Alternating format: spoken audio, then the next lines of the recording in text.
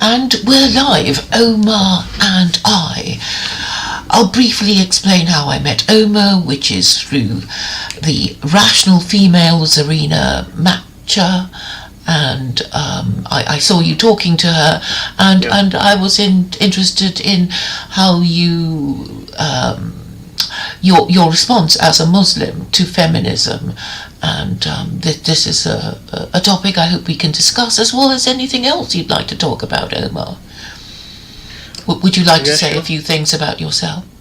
Well, I'm quite new to all of this, to be honest. I'll put that out there. So yeah, as you say, I did the one video which wasn't live with Serena, which is really just I had a look at several other videos and whatnot, interesting topics. So yeah, usually I like to just probe the person I'm talking to, and take more of a interview kind of approach, if you can call it that. But I think it's a great technique, really, because the thing is, we need more conversations. Yeah, sure, yeah. I mean, what it is, the reason I take that approach is because Islam is quite sacred to me, as it is for many Muslims, and I don't wish to speak on things that I don't, I'm not qualified to do so. So that's a line that I'll try and toe in this conversation and others. But it's good to have my views challenged a bit as well. That being said, yeah. I mean, I don't know if you looked up secular Quranism, but I'm basically saying I see the need for religion, for people who don't have a religion that their ruling classes believe in, that they follow, because if they don't follow any rule system, that they're going to destroy themselves. And because I live amongst them, I am concerned. I think immigrants also maybe have a more heightened sense of self-preservation when they live in a foreign country, or in a country, though they were born in it, in which they are not the majority. And I don't know if you sense, as I do, that the ruling classes of the West, the political ruling classes, do not mean well towards the people they are supposed to govern. Yeah, I think you said two different things there. As in, there are two different points on there. One, that immigrants perhaps come in a sort of defensive manner, as you would if you move into somewhere foreign. It's probably quite human to do so. Mm-hmm. Yeah, and the second part, for the most part, I agree. I think the majority of those in charge, if you will, probably not as impartial as they should be. Yes, I mean they don't really care about the people that they're supposed to govern, and I don't think they're governing well. And I'm saying really that feminism is not really in the national interest, because it causes men not to do what they're supposed to do, as well as causing women not to do what they're supposed to do, and this would have an effect on the national interest, because the duties of various people and groups are not being served. They're not being performed, I suppose. And going back to feminism, it is about the assignment of responsibilities and duties as members of a certain gender, a certain sex. Like, men, you do this, women, you do that. And feminism is all about mixing and matching. We can all do each other's jobs. And I don't think it's working out. For feminism. Sorry, so what point are you touching on here exactly? Well, I suppose I'm saying that feminism has not been helpful towards Westerners, because I think they are suffering imperial decline because of feminism.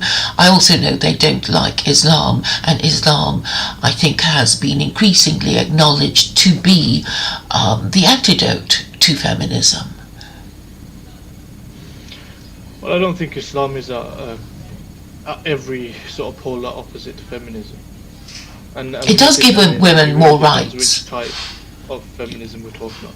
If you ask someone, generally I found, bearing in mind I don't know a whole lot about all of this, hence I try and, as I was saying, try to sort of fine line. But yeah, if you ask someone generally, are you a feminist?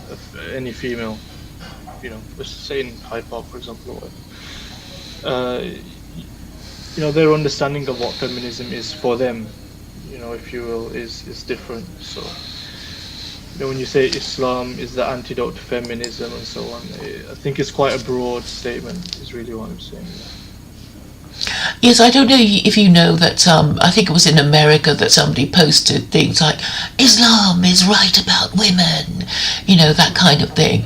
And I don't know if you saw that. I think it was Charlottesville. There was the white nationalists saying white Sharia now, that kind white of Sharia white Sharia now. I've Yes. really not heard about that. Yeah, I'll just note that down. What was that in Charlottesville? Yeah. Yes. There's actually a YouTube video of them, chanting this, and there's also an article that you can find about the sort of nightmare scenario of Western governments when white nationalists and Islam unite to overthrow them, or to overthrow the liberal order. Right. I think these sound like the kind of misunderstandings of Sharia though on Islam. I mean, yeah, go on, carry on. These, I don't understand how these two things tie together. Well, I guess I'm saying that Islam and Muslims are scary to liberals and feminists. The liberal order is also scared of people who don't agree with the liberal order, and white nationalism is perceived as antithetical to the liberal order. And I suppose their greatest fear is that they would combine together and defeat the liberal order, and this can be seen in the kind of laws of censorship that are being applied to Muslims, as well as people who don't quite agree with the liberal order, who don't like Muslims, such as white nationalists. Yeah. Yeah, I think there's definitely some sort. There is some sort of defensive/offensive posturing towards Islam and Muslims in the West. I think I'd agree with that. I don't entirely understand it. I say defensive and offensive, meaning some of these laws are to push back, but ultimately it's to kind of repel and defend from. Maybe that's a very vague statement that I've made there. I don't know. Mm-hmm. Is it clear what I'm trying to say? You don't understand why the liberal order has such hostility towards Muslims. Is that what you're saying? Yeah, I guess that's what I'm saying. Yeah. But I suppose, I mean, if you examine the Western attitude towards immigration, you will sort of know that the complaining about immigration a lot, and the group of immigrants that they are most scared of would be Muslims because of your scary religion.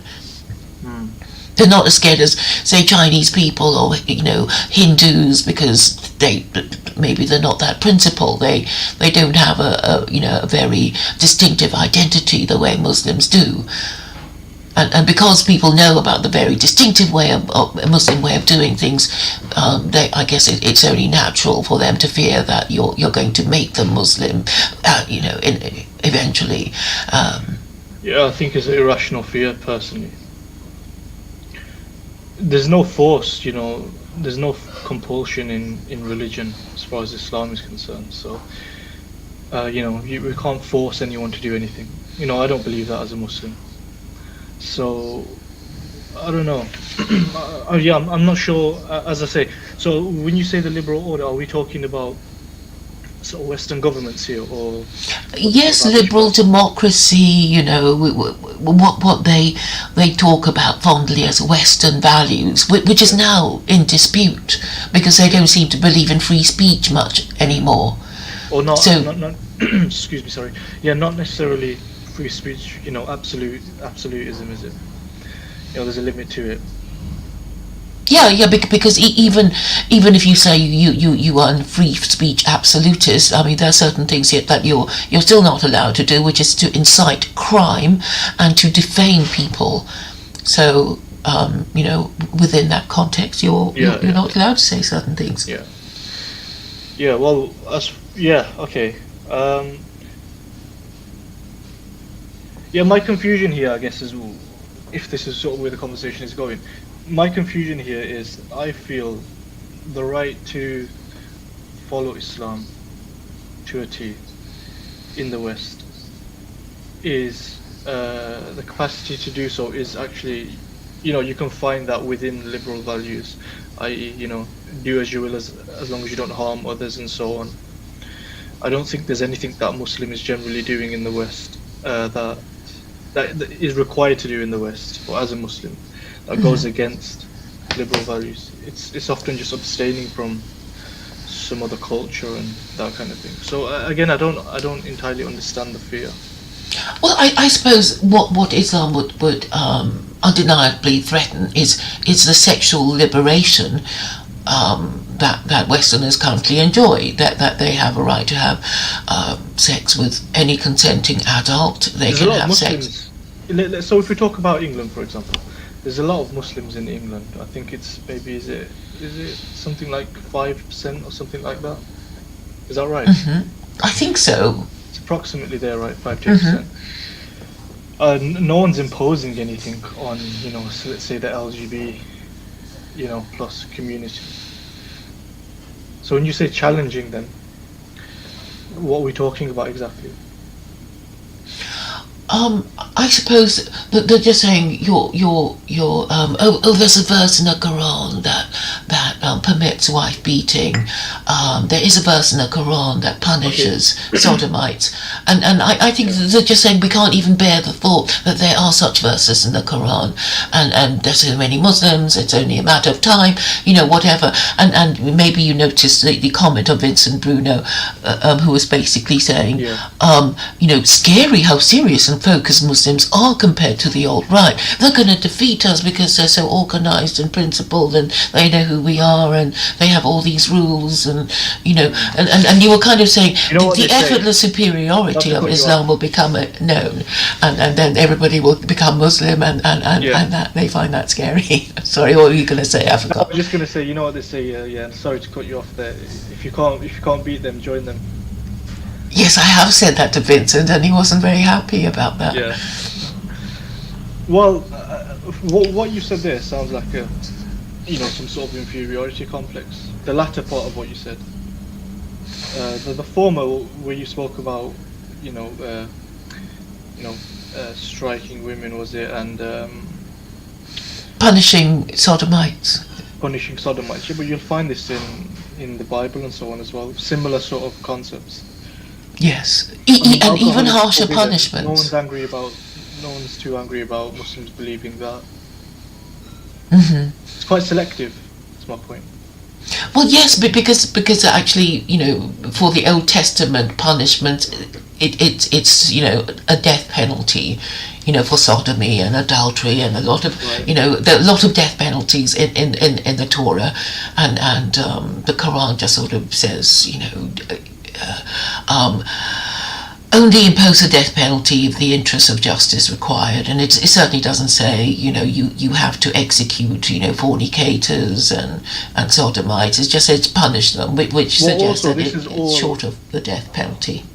Apologies if I do throughout, but I do have a bad habit of speaking over, so do just shut me up if I continue to do so.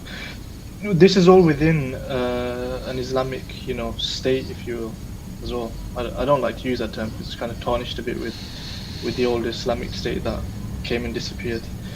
But the Sharia, as we've mentioned here, because you're talking about hudud punishments. I don't know if you're aware of much of this. So it'd be good to get your background as well. Actually, I'm not too sure about your background, but these are all within the framework. So no Muslim here can say, all right, well, my neighbor fornicated, I'm going to lash him or something. It's not the way it works. You can't just like if your neighbor murdered someone, you can't just give him you can't give him the death penalty. You can't take the law into your own hands. It has to be the law of the land before it can be imposed. Process as there already is here. So Mm-hmm. so this whole what you've spoken about there, again, it still doesn't make sense to me why someone would fear this, because it would take to actually implement Sharia to even get to a discussion about, okay, well, what are the laws?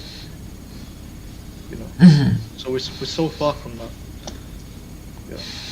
Yes, but I suppose for Islamophobes, it's only a matter of time. That there's so many of you in the West already, and you're having more babies, and the non-Muslim couples, and it's just when we have a Muslim mayor in London, or maybe they just fear a general Asian takeover. They have a Hindu British Prime Minister, and so I guess it's a kind of generalized anxiety of being taken over by immigrants.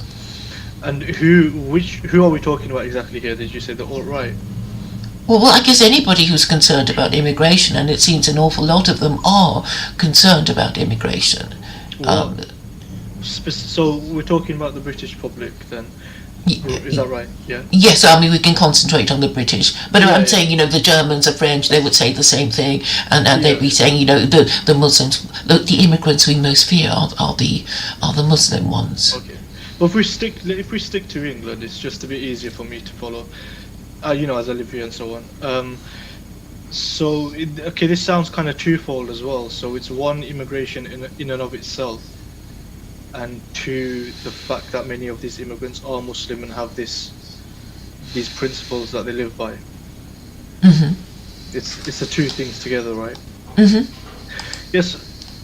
The only comment I'd make on that, or the only thing I'd add to that, is I don't have the stats to hand and so on. I don't think it wouldn't be too difficult to look into. Maybe not even that heavily disputed, but a lot of the immigration is due to Britain's history, across the world. Mm-hmm. I'm here because my granddad was invited over for work. Mm-hmm. So it's many of these immigrants who are fleeing war. If you look into the history of these wars, Britain has a lot to do with it. Yes, they destroyed these Muslim countries. So instead of these Muslims going to Africa, they went west. Which kind of makes sense. I don't see how someone could have an issue with these people in a general sense. Do you know what I mean? For me, the feeling is Britain created a lot of these immigrants. Mm-hmm. So we have to deal with the aftermath. Yes, and sometimes they actually invited them in, and I suppose that the problem is that the people who didn't invite them in, the I guess the poorer people, the white urban proletariat whose wages will be driven down by the influx of immigrant labour, they would be the ones complaining. But while the other white people, the ones who invited them in, who had businesses for them to, that seek labour, they would be wanting to protect their investment and passing all kinds of hate speech laws to protect their investment. They invited them in. They obviously don't want them to be hurt by the indigenous proletariat who may wish to expel them because they are competition. No, I'm with you, and it's quite complicated there because I think you kind of go into capitalism and it's then more to do with the financial, economy and so on. I think this conversation can actually just get so complicated, and we can just give our opinion, really. Yes. Was there anything in mind that you were envisaging? I mean, I was just kind of going with the flow. I saw that people in the chat, expressing a kind of Islamophobia. So I thought I'd just throw it all at you. Because, go for it. Yeah. For me, well, if you can give me a bit of an introduction to yourself. But what I will say is, I thought I'd take this opportunity just to get some experience in conversating live with someone and kind of maybe being challenged a bit. It's something that I want to do going forward with my channel. So I thought this would be a good experience. Yes. So I was born in a Muslim country. I was born in Malaysia. I've lived more than half my life in the UK. I've always taken an interest in politics, political problems, political ideologies, and I have come to the conclusion that these Westerners, they're not really Christian, they don't believe in Jesus. They, in fact, gave it up a long time ago, and became liberals. Yeah, or the general public and so on. I think it's a bit of both. I mean, they kind of pay lip service to what they think is, Western values and liberal principles, but actually they don't even care enough about their religion or political ideology to codify it, i.e. to say, like Buddhists, the Four Noble Truths, the 5 Pillars of Islam, the 10 Commandments, they would list these things, and so that at least, Muslims can say, the 5 Pillars of Islam are whatever, the 13 Principles of Judaism are what, and list them, but for Christians, they don't seem to have any, and I'm saying one of the things that makes them unable to win an argument or anything against these Jews and Muslims that they're always complaining about is the fact that they've not been given the armor, the weaponry required for them to even win an ideological argument. And that's why they're getting, so angry and frustrated, and even when a Muslim presents himself well and in a serious way and respecting the audience and everything, they say it's scary. It's scary that you're being serious and focused as a Muslim compared to the people who hate you. Yeah, well, I mean, they do have their principles, though, don't they? It's like liberalism and so on, they do have principles that they live by. It's not a religion. If we're talking about the establishment, British law and so on, I think there are principles that are supposed to govern.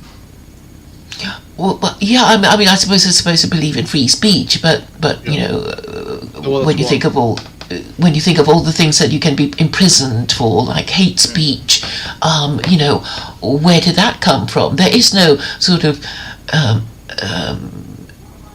what's the word? Rooted in anything. Well, you can't find an act of parliament that says you have to be put in prison if you say the wrong thing. There's no actual act. This concept of hate speech, you can't find it in any legislation. It just came out of nowhere. Usually when you want to censor people, the Prohibition of Free Speech, Act, 2023 or whatever it is, and it just came about that suddenly we find ourselves being visited by the police for posting something that somebody didn't like on Facebook or whatever. Yeah. So your issue is that these laws are not, or as you say, codified. They're not necessarily rooted in specific principles, and that, are you saying they kind of make them up as they go along or something? Yes. So that is a problem. What's the issue with that? Just to play devil's advocate. Well, the issue is that nobody really knows the laws, and the laws are always rigged against the people trying to rely on it, and every time you ask what the law is, you get a different answer. So it's very difficult to plan your life. Because the next time you ask what the law is again, it will have changed. I think that's too general of a. It's a huge generalization, though. The majority of the laws stay the same for a decade plus. I would have thought.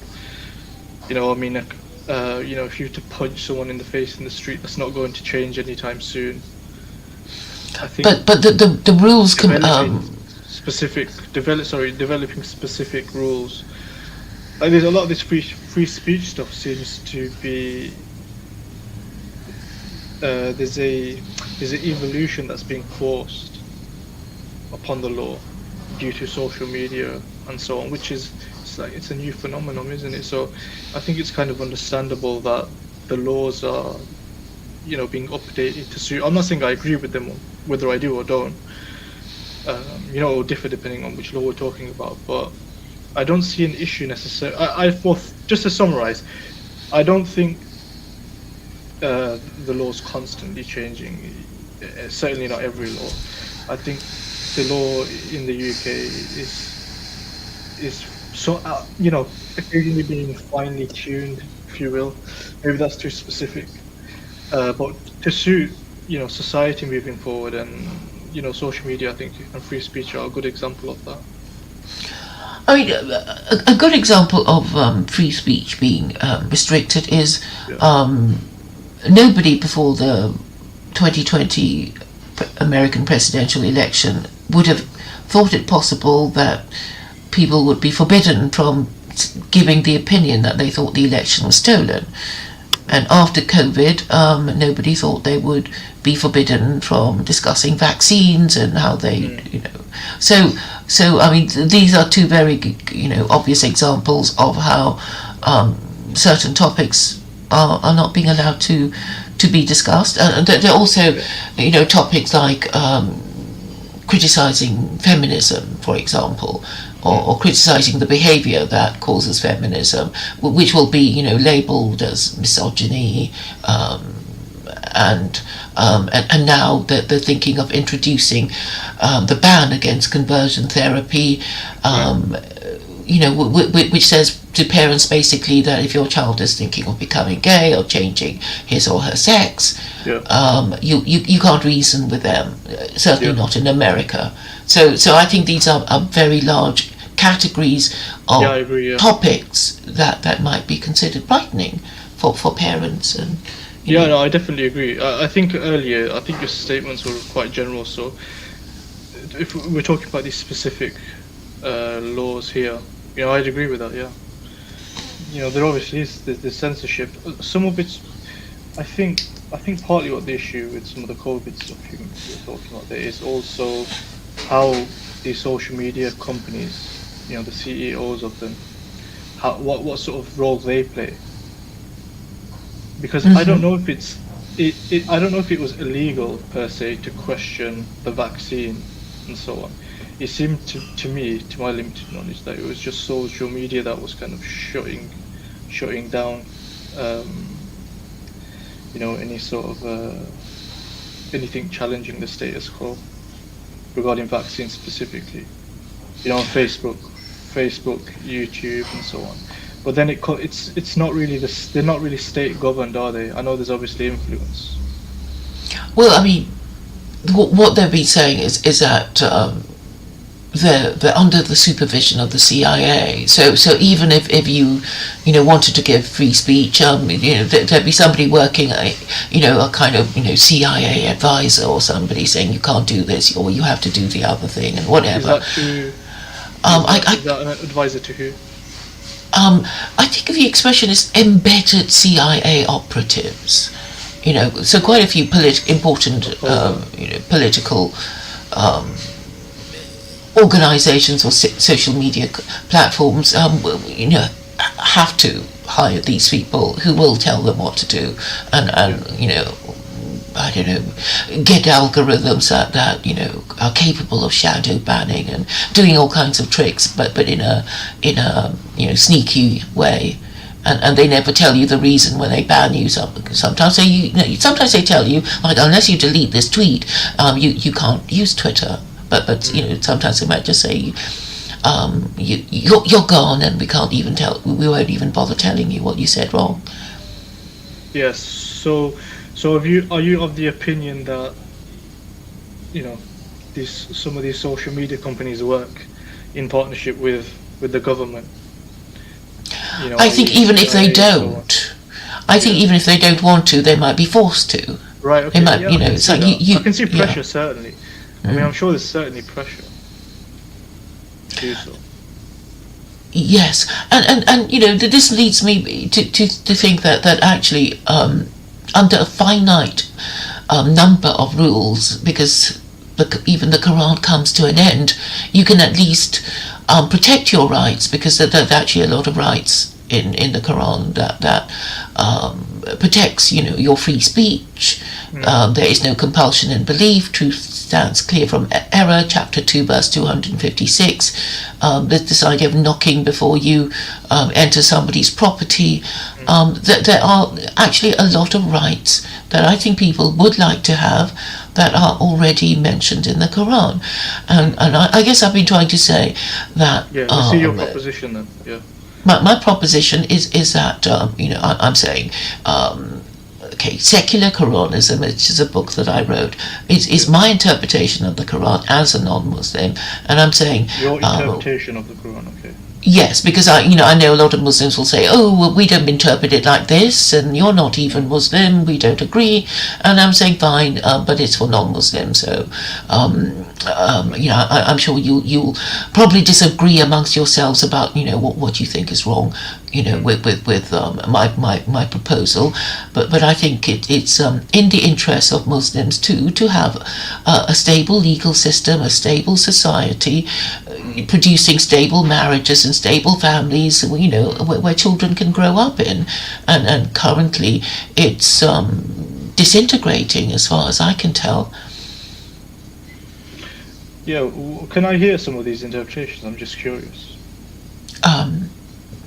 I recommended you buy the book, but I will certainly tell you that I am. Can you give me a sort of synopsis of it? What are the main? Yes, one of my favourite verses is chapter 2, verse 256, that says there is no compulsion in belief. Yeah. Truth stands clear from error, which I say supports the First Amendment, and this is so crucial to free speech in the West and anywhere else. So even if what I say is obviously wrong, I should be given the right to say it, so that you can be given the opportunity of saying that what I'm saying is wrong. And I shouldn't be censored even if I say annoying things about you, because you can say I'm wrong because of A, B, and C, and D, E, and F, and whatever you think is wrong with what I'm saying, and the spirit of civilized political debate should be encouraged. Beyond and name calling should be deemed un-Islamic, because there is a verse that says do not call people using their nicknames. Always treat them respectably. Do not backbite. Do not say bad things about your political opponents, and maybe just address their argument without trying to blacken their name. Yeah. So you've gone through the Quran, say, and picked out principles that you've interpreted, and you think governing by these principles is basically better than the current status quo. Yes. Yeah. Okay. And I'm saying you don't have to believe in God to see the nature and purpose of religion and how it helps us at least give our society an official moral system that even if you don't agree with it, you at least know what the rules are and what are the red lines not to cross. So you don't think there'd be any ambiguity in these principles that you found? Any grey areas? Yes, I mean, people can say, oh, but I don't interpret it in this way, I interpret it in the other way. But I'm saying, if you have, if you are the government, then you can interpret it in, any way you like. Sorry, repeat that last sentence. If you are the government. If you have, yeah. If you are the highest court in the land and you want to interpret a verse in your way, you're the final word. So what you say will be the law. Okay, and you think this is a good principled way to rule a country, basically, or people? Well, the rule of law is important. That we have a legal system, we have an appeal system. Governing the way you just outlined, i.e. opening the Quran, interpreting, certain principles and implementing them as you deem fit, as the government deems fit. You being the government. Yes, I think it would be, a gradual process towards eventually making Islam mainstream and making it popular and making How it. is that? Oh, sorry, I'm cutting you off. Go on. Sorry, apologies. No. Finish your question. How is that How- any different to what ISIS did? ISIS did it by violence, and, Yeah, and but I'm just they making use a their own proposal. interpretation of the Quran. Well, everybody Which you're does. saying is acceptable. No, they don't. I don't think they do. Well, there's so many schools of Sharia. It's more than But one. they've Muslims found- themselves they've don't found- agree. Yeah, agreed. I agree with that. Yeah. Now let me clarify that. For the most part, the majority. Obviously, we're talking about maybe almost 2 billion Muslims or something like that. So not all going to agree necessarily, you know, to the T. But for the most part, differences of opinion are founded in something solid. I can expand on that if you want. Please do.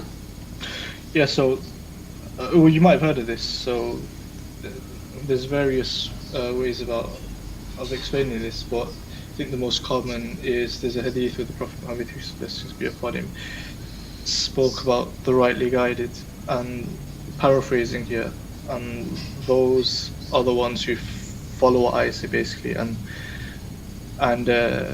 yeah, paraphrasing and summarizing the next 3 generations, right? So, and the Prophet ﷺ spoke about certain individuals and how God's given them understanding. So as an individual, me, I wouldn't open the Quran and take an interpretation of a verse unless or outside of the scope of what has already been discussed or interpreted, either In the directly by hadith. Prophet ﷺ, hadith, the first 3 generations, you know. Hmm. Yeah.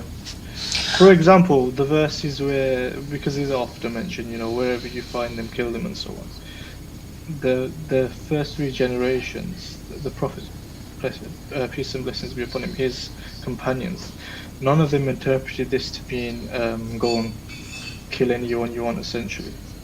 You know, so I can't now go and say, oh, well, this is my interpretation of this verse, which is basically what ISIS did, amongst other things. Hmm. And I think it's what you're actually allowing for, so that will be my critique. Well, I'm often, that verse is You see always my- used my- against me, oh, and I'm saying, my interpretation of that, what they say, chapter 9, verse 29, is that those were battle orders, confined in space and time, and I applied. agree with that, Yeah. So I'm saying, you know, all these verses can be rationalized. You can explain the context and say, Yeah. in any case, it's not the ordinary Muslim who has a right to interpret, you know, these battle orders. Only governments, in any case, can declare war. Yeah, but what if the So government- individuals are not at liberty to take the law into their own hands and kill their Okay. neighbor if they think they did, X, Y, and Z. Yeah. So the interpretation is then not open to everyone, as I think you said earlier. Yes, because those verses were battle orders, and only the government has the right to declare war. So individuals who want to attack somebody else, they don't have the backing of that verse, because they're not fighting a war. And if you are fighting a war, the government would in some way make it official by declaring war. I think I don't. Okay. I don't mean to sound rude, by the way. If I do sound rude, you know, I apologize and do tell me. But I'm just trying to understand further. So just to clarify, in this sort of secular Quranism that you're proposing, can I open the Quran and take a verse and interpret it how I wish and implement it as such? Only if you have government backing. You have to. Only if I have government backing. Yeah, because it's for. I'm actually saying this is for Western governments. I'm not saying this is for ordinary Westerners living in the West. Of course, I would have to sell it to their ruling classes, Okay. who would know how to make it into legislation and have a structure of appeal and whatever they need to implement it. So the answer in summary is no. Then the average person can't just open and interpret as they wish. Well, they can argue about it with each other, but you know, they can't just hold the Quran and say, I kill you in the name of Allah, or whatever it is. I mean, of course not. It would be chaos. No, okay, yeah. So they can't open a page, read a verse, and say, look, this is my personal interpretation, and this is how I choose to implement it. That's a no then, I think. So what Yes. stops the government from going whichever way they wish to go about interpreting? Well, I mean, it's what happened to ISIL. I mean, I guess they're not a successful success story. So if you interpret the Quran in a way that is unreasonable and inhumane, and you make everybody hate you, you're not going to be around for long. But if you, I guess, interpret it in a humane and reasonable way, and everybody agrees with you and think you're so wonderful and your government is so good, then you're going to be around, and then eventually you will, get yourself a reputation for being, successful So who and decides respected. it's humane? If it's humane and so on. Hopefully, there will be people who will adopt a reasonable and humane interpretation of things. Yes, anything could go wrong, and people can interpret it in a wrong and evil and silly way. But I'm just assuming that if you're going to be adopting a religion, you're going to do it for good reasons, and you're going to do the best you can to make it work for your people, and not want it to crash and burn. It's all just subjective, though, isn't it? I mean, this sounds really nothing. It's not much different to just a government, a ruling class, taking whatever they have in their hands at the moment and doing as they will. It's just I agree. a set of principles that are different. I agree that you can have a corrupt ruling class who will just deliberately do everything in the wrong way to hurt others and enrich themselves, and so moral education is required of our ruling classes. Why are they so corrupt? Why are they so stupid? There must be something wrong, and this is also necessary to discuss and discover and address. Why are they so incompetent and corrupt? Yeah, okay. I'm still stuck with this, to be honest. It doesn't make sense to me.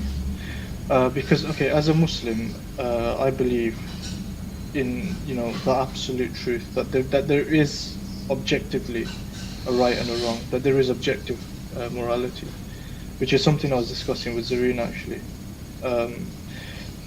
Whereas it sounds like you're essentially giving, your proposal is to give the government a bunch of principles and let them interpret them as they will, and hope that they interpret them in a way that keeps the majority of people happy, such that people join, become a part of this government.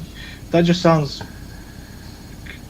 kind of like a democracy almost, or pandering to the audience. Maybe these aren't the right terms, but do you know what I mean?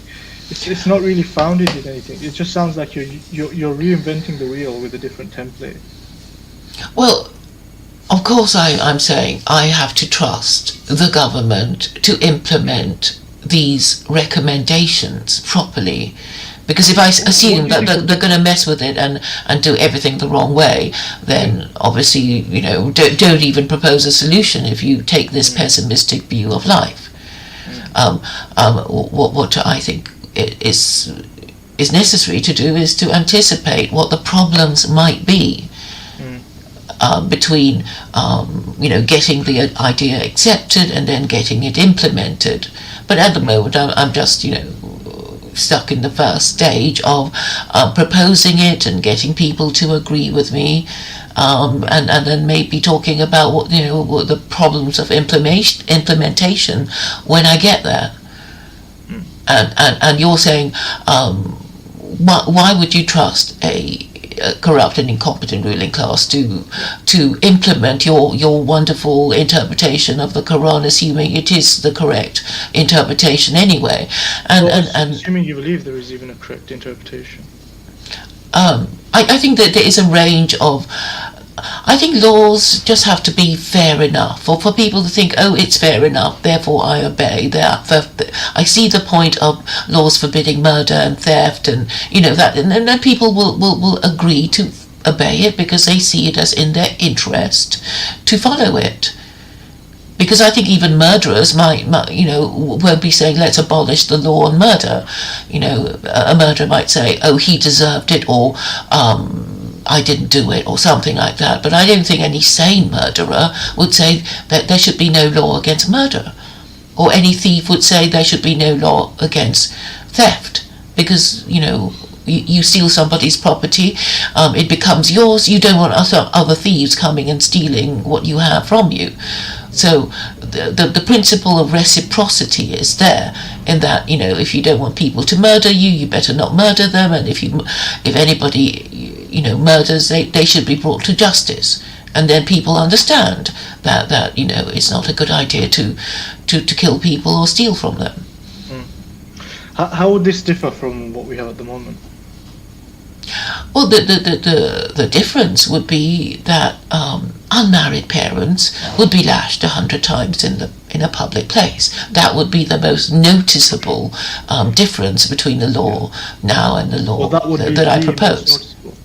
Yes. Okay, married meaning what exactly? In possession of a marriage license, having undergone a wedding ceremony, so that their children are not illegitimate. Yeah. Sorry, I just wanted to break down exactly what is meant by marriage here, because sorry, continue. So, well, I mean, the idea of undergoing a wedding, you change your status when you marry. Yeah. And this is what I meant, that it's something that you have undergone, that the government accepts, that changes your legal status, that you get paperwork to prove that you're married, that kind of idea. Right, so the biggest difference would be that you'd have a lot of people being lashed because they're having children or relationships outside of wedlock. Yes, apparently most parents in Britain are unmarried parents. Okay, I mean, are they in civil relationships though? I don't know. I mean, I think most of them are not even living together, and this kind of behaviour has been normalised, and therefore the problem will get worse, because I think moral corruption comes from sexual corruption. Sexual corruption comes from not being terribly fussy who we have sex with, and producing illegitimate offspring that are badly parented, causing people to get stupider and weaker. Yeah. Well, the only thing that the only thing that comes to mind here, or sort of criticism of that, if I can, is I don't see, okay, for a non-religious person, or say an agnostic person, I don't see that they need to, or that would make a huge difference for two people who commit to each other. Let's say they get to know each other for 6 months, and then they decide. Let's say there's a proposal, right? So one of them proposes to the other, and they have every intention of remaining together. The parents know, this is my, child's partner, and so on. Just because they don't have a license or a certificate from the state, or a religious marriage, because these two people, they don't follow a religion. I don't see that there's a huge issue with that. Whereas it sounds like you would say they would get lashed. Well, if they produce illegitimate offspring, they would get lashed, yes. But the legitimacy just comes with signing a paper and having something of an event.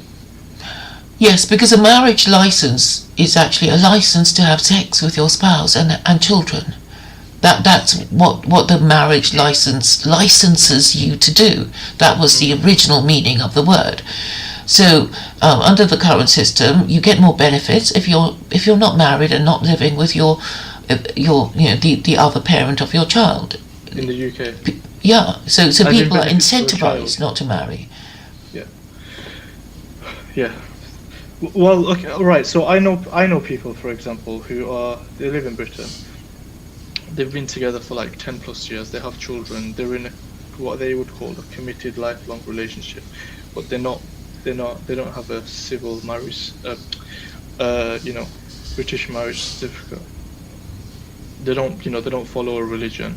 As I say, they've been together for like over a decade with children. But under your interpretation, Their children would laws, be they're bastards, allowed. yes. Their children would be bastards. I mean, let's not put too fine a point on it. They have bastard children. Yeah, And but bastard I is a don't agree with that. derogatory I think term. it's wrong. I know you don't Yeah. want to use that. I know people are, being No, delicate it's the about fact it. that the But state we do have a bastard makes problem. decide. For me, it's the fact that you're saying they have to sign a paper with the state, because even as a Muslim, I don't have to do that. So let me ask you this actually. So if I have a nikah, right, under this government, well, it doesn't quite work, does it? Well, because I don't. Do you Christians? What is the Christian marriage sort of ceremony like? Can that take place aside from the legal system? Because I know a nikah can be done without, a legal marriage. So two people in the UK, two Muslims, can be married. They can have a nikah conducted, which is an Islamic marriage. So they're married. Yeah, two either Muslims by. can marry without a nikah because a nikah is a peculiarly Muslim thing, which is a marriage contract, isn't it? Sorry, say that again. A nikah is a marriage contract, Yeah, isn't it's a it? Muslim marriage contract. Yeah. Which we know non-Muslims usually don't bother, because if you're not Muslim, you can marry without a nikah, and the law will recognise the legal Yeah. status of your marriage, Yeah, because yeah. it has property implications. It's sort of like, well, the moment you marry, your legal status changes. If you don't make a will and you die, all your property just goes to your spouse. If you're okay with that, fine. If you're not okay with that, make a will. I mean, these are the kind of very real property consequences of marriage. Sorry, my point was just that if two Muslims right now had a nikah done and they weren't legally married, would you consider their children bastard children? They're not married under the law, under the common law. The law of the British land. Yeah. I mean, the question would be, does anybody recognise their legal status? Maybe the couple need to go and work abroad or something, and will their That's aside from foreign employer recognize, if they say, we just want a married couple to work for us, and if you're not married, you're not getting the job. That there are some occupations that require have this requirement. So I guess it is up. I know in the Do you minds see of the point Muslims I'm that they making? are married. Yes, Is my I mean, if question they, clear? yes, and I'm just sort of going through the legal consequences Sure. of the context. So I guess in the minds of these Muslims, in the eyes of God, God might think, yes, okay, I recognise it. They did go through this nikah thing, but Yeah. in the context have of their dealing contract. with officials in this country, they'll say, well, where's your marriage certificate? You haven't got one. Okay, well, you're not married. But would you consider their children bastard children? I'm undecided. Okay, because my point is, And I would you want may them to have- regularise their position. Yeah. So my point is, if you have this, secular Quranism sort of law implemented, you have two people of a foreign religion, they marry similar to a nikah. I think the reason why they don't get married properly is because it affects their benefits. They're not going to get as much benefit if they're properly married. Besides the point, though, why they do it is not my point really, because the why might change. Maybe the benefit system is different. That's in your secular Quranism proposal. Well, I'm certainly not going to be rewarding people, to make, unmarried people who don't, get more benefits. No, no, point because taken. But what I'm saying is the whole benefits thing, and the why is besides the point. I'm just saying in principle, if two, people of a different religion under this secular Quranism were married in their religion and not by the law. okay, I'm going to regard their children as illegitimate. Okay, so Because they can't be bothered to, regularize their position. conform to conform to the law. The Is it legal illegal? requirements of making a valid marriage. Okay. Yeah. Okay. Well, I think that's a problematic position. We can move on if you want, but I think that's a bit of a problem because, as I say, it's. I mean, you did state that you're uncertain on where you would stand, but But I made up my mind while I was talking to you. Okay, no, okay. I mean, Because I'm saying, I mean, God, if He exists, would say, all right, I recognize your marriage. But I'm saying, the legal, people who government officials and all that, they would. You would have these people. Yes, because your children are illegitimate. Okay. So, as I say, in principle, so when you said you made up your mind there, were you referring to the example I gave with the same principles of two Muslims who have a nikah and have a child, but they're not legally registered as married? That's totally fine within the law as it stands in Britain, for example. But were you saying you would consider their children bastard children? Mm-hmm. You would. No marriage certificate. Right. No civil. No, sorry. British. No marriage license. Yeah, no marriage license. So you would have those two people lashed. Sorry. Yes. Because otherwise, people will be, but we won't marry, but we promise to stay together, and then they don't, and. Okay. No, I think that's quite interesting. Sorry if it sounds like I've boxed you into a corner. It's just because I'm trying to understand really, and make the point I'm trying to make. So yeah. But actually, what I would do is make it compulsory for everyone, Muslim or non-Muslim, to agree a marriage contract, because the whole point of you're enforcing things. Where do the freedoms go then? Well, laws have to be enforced. Laws have to be enforced. Yeah, but there's also civil liberties, like free speech. If they can complain about it. I'll let them complain about it. But you're not going to change. You won't change then. No, because it's very important to enforce the principle of marriage, because because a lot of people say, oh yeah, we're gonna. By the way, you don't disagree.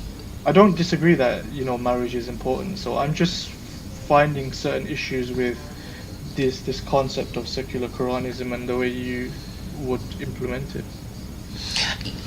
I understand. I mean, the reason is obviously to discourage unmarried parents from having illegitimate offspring, and kind of passing on the burden of their education and their problem behaviour onto their classmates and to society in general, because obviously many of them go on to become the criminal classes of the future, and even if not all children.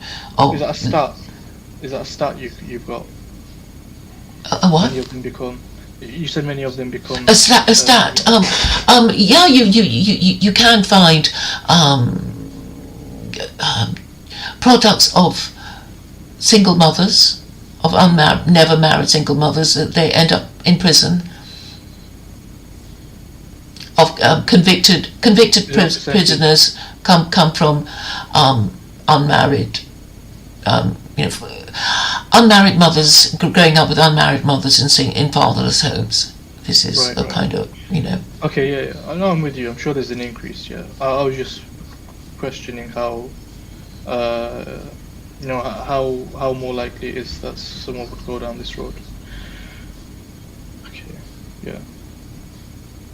So what are the limits to the free speech as well? That's another point I want. Oh, well, people can complain about it, but I'm going to make it a requirement for non-Muslims who are engaged to each other to sign a nikah. I mean, we call it something else, but this is the idea of a marriage contract. You can't get married unless you agree to a marriage contract, and this applies to non-Muslims as well, because I think that's actually a great idea.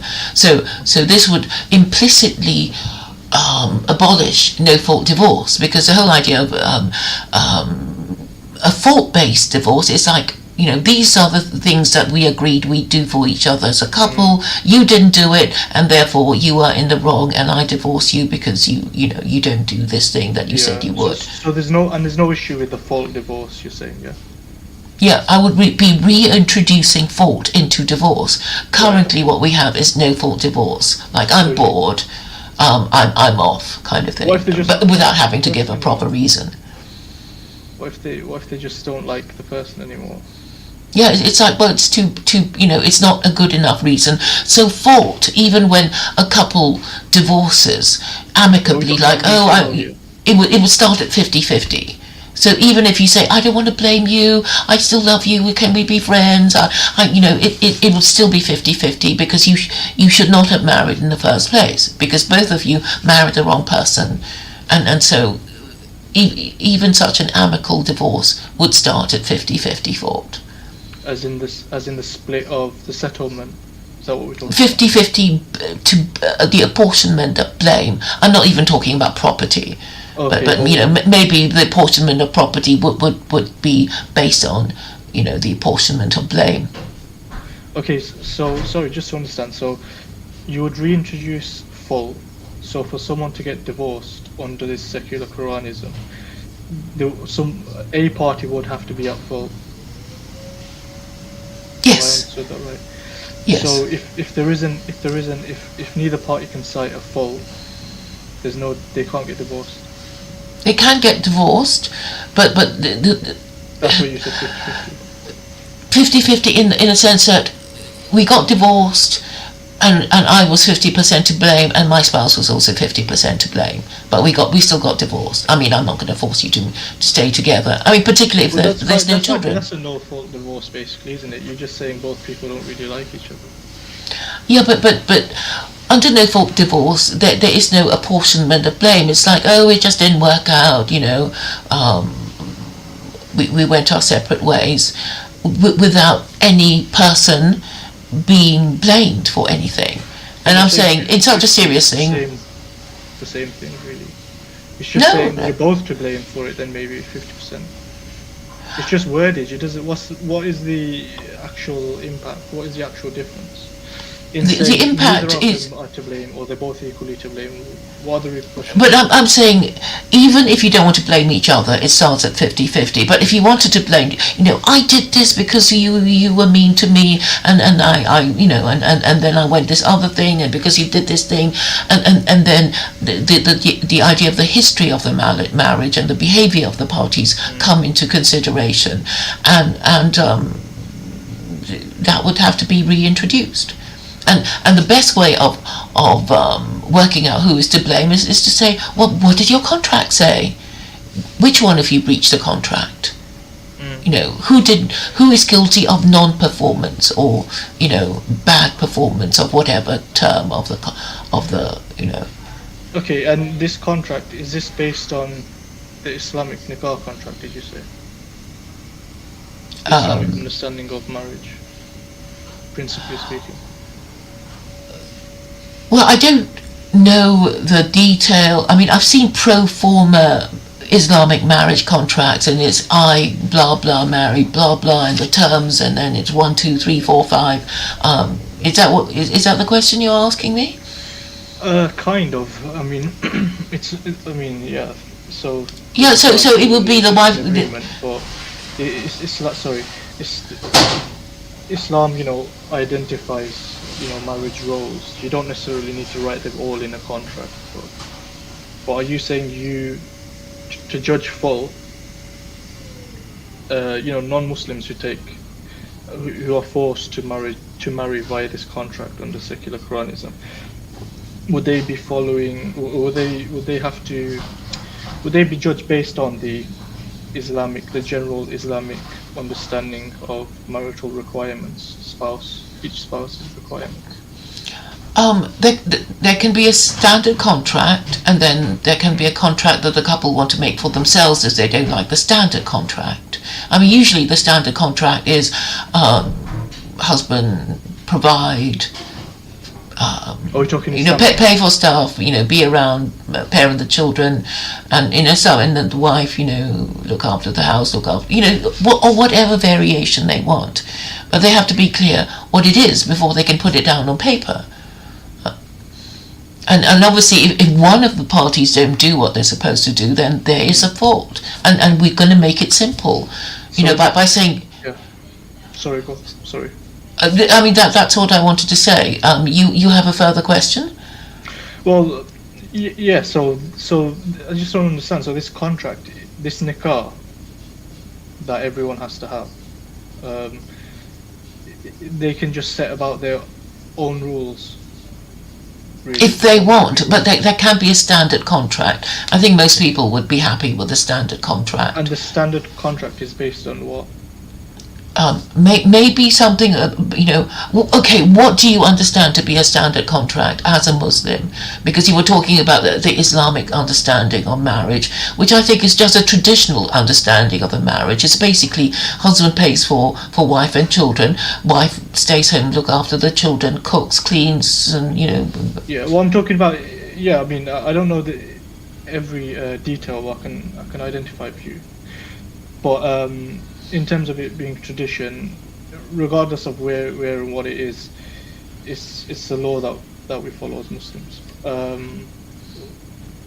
So sorry, the question was, I mean, you just gave examples of it there, didn't you? So it's the responsibility, generally speaking, of the man to provide financially. Yeah. So the wife might say, well, you don't go to work, you don't pay for, anything.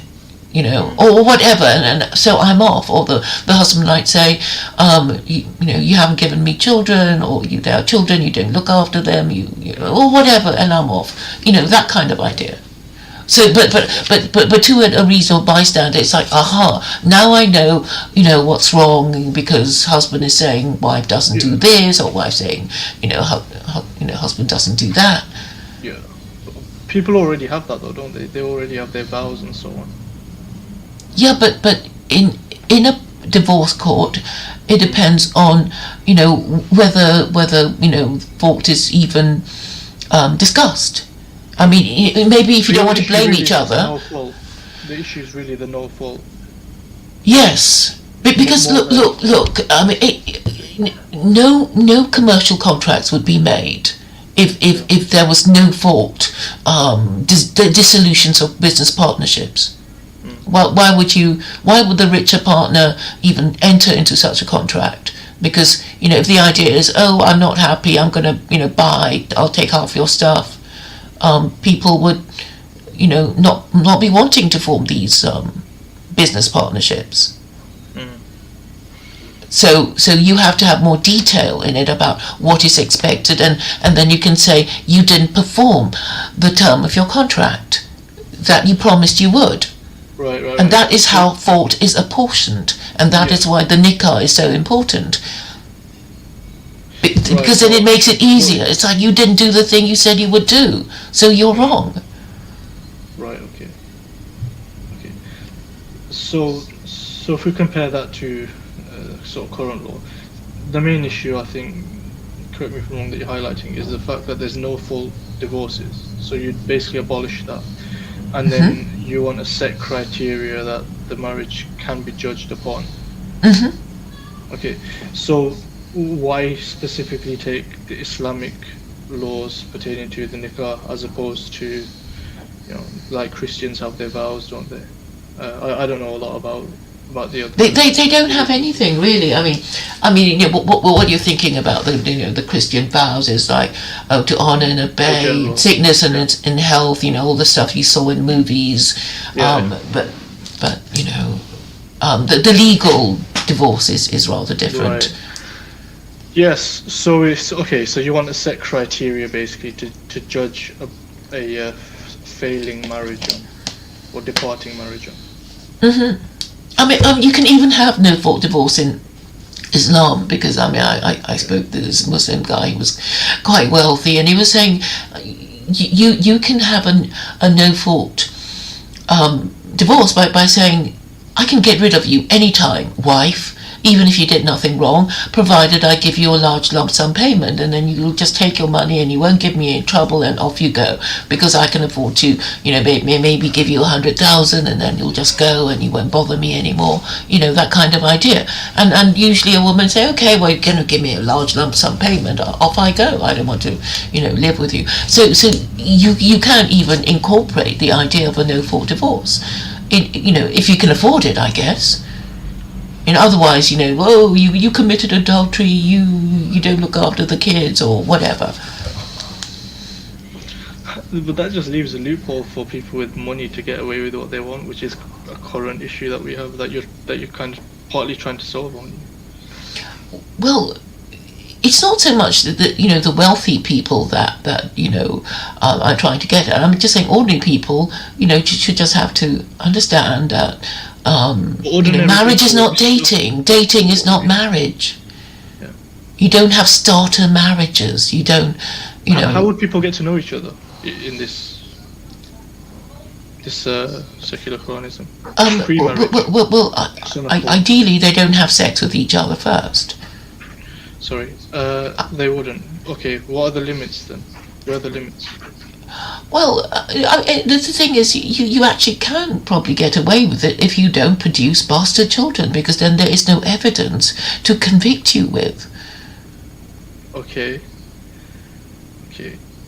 so... Right. So actually, you can go quite far, but once people understand the deal, the woman will think, well, I'm not going to give you sex until I've got the ring on my finger. Do you think me? It wouldn't be wise. How would you go about implementing this practically, and it would be socially reinforcing.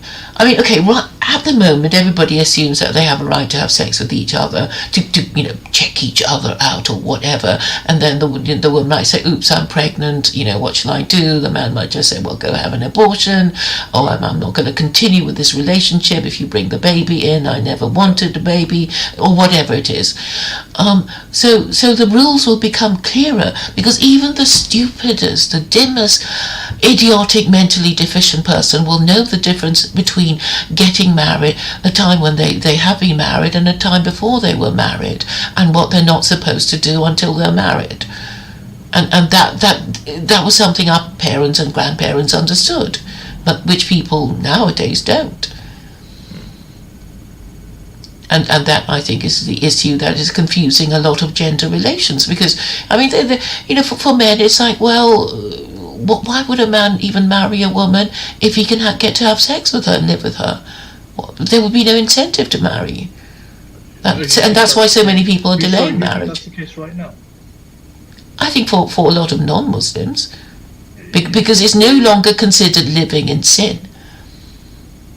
Right. So just so I've understood that point. So you think most non-Muslims don't get married because can we say marriage / in a committed lifelong agreement? If you want, I mean, I'll try and understand your point too. Apologies. But I mean, we used to be living in sin, and it was a terrible thing, shacking up with each other, Yeah. So these days, the convention I have to come to hear is that children attend their parents' marriages. So it's like, oh, I've had 3 kids with you, they're all grown up, maybe it's time for us to, marry each other, since we withstood the test of time. Okay. No, I understand that point. So just what you said earlier, so do you think people only marry because they want to avoid sin? And actually for a man, I think the example you gave was, there's no need, there will be no desire to have a long-term partner if he doesn't have to commit to that one individual. But it sounds like it's purely a physical thing. Well, for a lot of people, it is, because if the woman is foolish enough to give the man all he wants, living with him, cooking, and it's like, well, what's the point of getting married? Well, it just becomes optional. He's already got what he wants. And that what he wants is a woman there to give him sex, cook and clean, and who's not even married to him. In that example, what is he giving in return? Well, I guess his companionship, probably pays for stuff, but so the only difference between that example you've given and what you think should be implemented is signing of a contract for the government. Yes. So that the children are legitimate, and if people just understood marriage as for the purpose of legitimate children, then it becomes clear. And then for people to understand that illegitimate offspring is yes, it's for legitimate children. I mean, just to make it simple, instead of taking, being sentimental about it, and and then to make the having of illegitimate offspring a sexual offence. So, we don't want to be sex offenders, we don't want to be treated as sex offenders, we don't want both our parents to be sex offenders. What happened? What the repercussion? I mean, what is the situation of these bastard children? Well, it just means that if you are a bastard, your parents were never married to each other, and Islam already treats them as sex offenders, attracting the corporal punishment of 100 lashes. So, the parents? No, I meant the child. Well, it's not, not a good thing for the child, right? I mean, to know that its parents are sex offenders, technically speaking, under, as the Quran would describe their relationship. Right. Yeah, so your way of sort of tracking this would be a sort of social system, you said? Yes, of shame and yes, I mean, saying, I guess rather ugly words like sex offenders, because I think a lot of, because most people in the West are sex offenders. Right. If there isn't any offspring produced, you would take issue with that, but you wouldn't implement anything. There won't be any repercussions. Oh, I wouldn't treat them badly. But I'm thinking of different schools for bastard children, and the children of in schools. Like they can go to B school, and the children of the legitimate children of married parents can go to A school. And what's the difference between the A and B? The legitimate children of married parents go to A school, and the illegitimate children of unmarried parents go to bastard school, B school. Yeah, but what's the difference? What's the curriculum difference? What's the difference? There's no curriculum difference. Maybe the B school might need better teachers to keep order, because they would be, less well parented than the A school children. That's assuming the parents aren't together, though, because you said bastard is just if they don't sign a state, mandated contract. They can still live with their parents in a, civil. What they feel is just like a marriage. But you take that child and put him in a separate school. Yeah, depending on what your marriage your birth certificate says, it would have to, the name of your father and the name of your mother, whether they were married to each other. Yeah. And if they're not, they're not married. They have a child. Mm-hmm. And we've got two people. They're not married. They have a child. Mm-hmm. The child's listed as a bastard. Goes to B school. Yeah, the parents still live together, and they both are still allowed to raise this child, right? Oh yeah. I mean, sure. So the parents have been together for, let's say, 20 years, or let's say 10 years. Let's say they've been together a decade. This is their third child, right? Their third bastard child. You would still send that child to a separate school.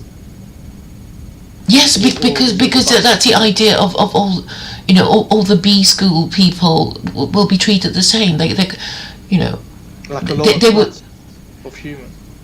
That's what it Well, sounds. because if their parents are sex offenders, well, you know, it's not me saying that. It's the Quran. I don't Fornicators think are only children allowed go to to marry. different school though. Yeah, but the children don't pay any. Well, like, I mean, what else would go to discourage the school. parents other than this shaming of their children? Well, that's like, the child doesn't choose. Yeah, yeah, but so if you want to have Like you said, children, naturally, that's for parents, as you mentioned. yeah, yeah, and the children aren't punished. It's not that they didn't ask to be born. Well, that is a punishment. Sending them to a separate school, Well, stigmatizing them. well, maybe the parents should respect their children, enough to bother getting married rather than saying, oh, we're going to get more benefits if we don't marry because we're just going to get more benefits, which is the reason why people don't marry No, but if they're parents.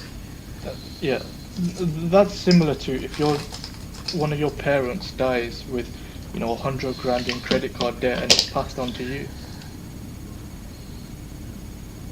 The state pays for it. The state. No, I'm just giving an example where an innocent child is having to bear the sins, the financial burdens of their parent. Unjustly, it's just forced on them. You make them go to a different school. You call them, you group them together. They're essentially a lower social class, and they haven't done anything. Well, but they will, be more likely to underachieve at school. I don't think so necessarily. You said that was single parents, and I've spoken about two parents who have been together for a decade. This is their third child. They just haven't. Okay, what's their problem? Why would they get married? Why can't they just, But do you see the point I'm making? No, it's like, what is this principle? Why don't they just get married? They're too proud. They want to get more benefits. I mean, what is the reason? Can I pause for 2 minutes? Or do you need to go? If you need to go, it's okay as well. I just need to quickly pray. Okay, well, I can talk to the chat while you go and pray. Yeah, how long are you still on for? I don't. I'm fine. I'm fine to carry on for a bit. Okay. We're having a very interesting conversation. Yeah, I think it's getting interesting. Yeah, I agreed. If you give me like 2 minutes, if that's okay. Yeah. Take your time. Thank you. And I'll read the chat. Sure, Thank you for coming. Chat. No, I'll be. Yes. See you in a bit. Truth over lies. It says it helps to have such a strong group.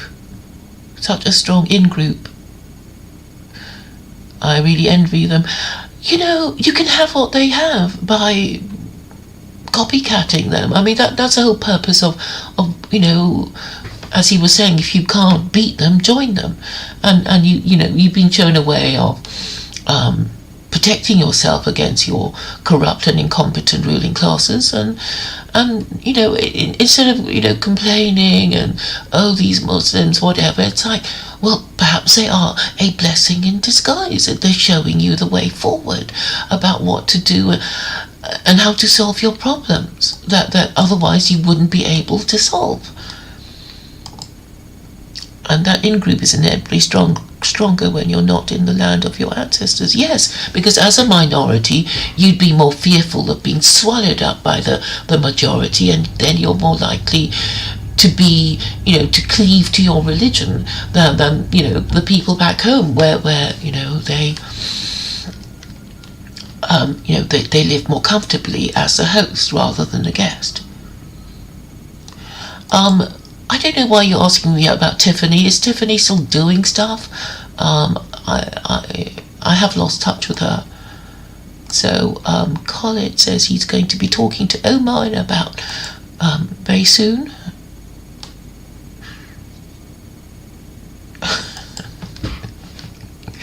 Khalid, thank you for your kind comments.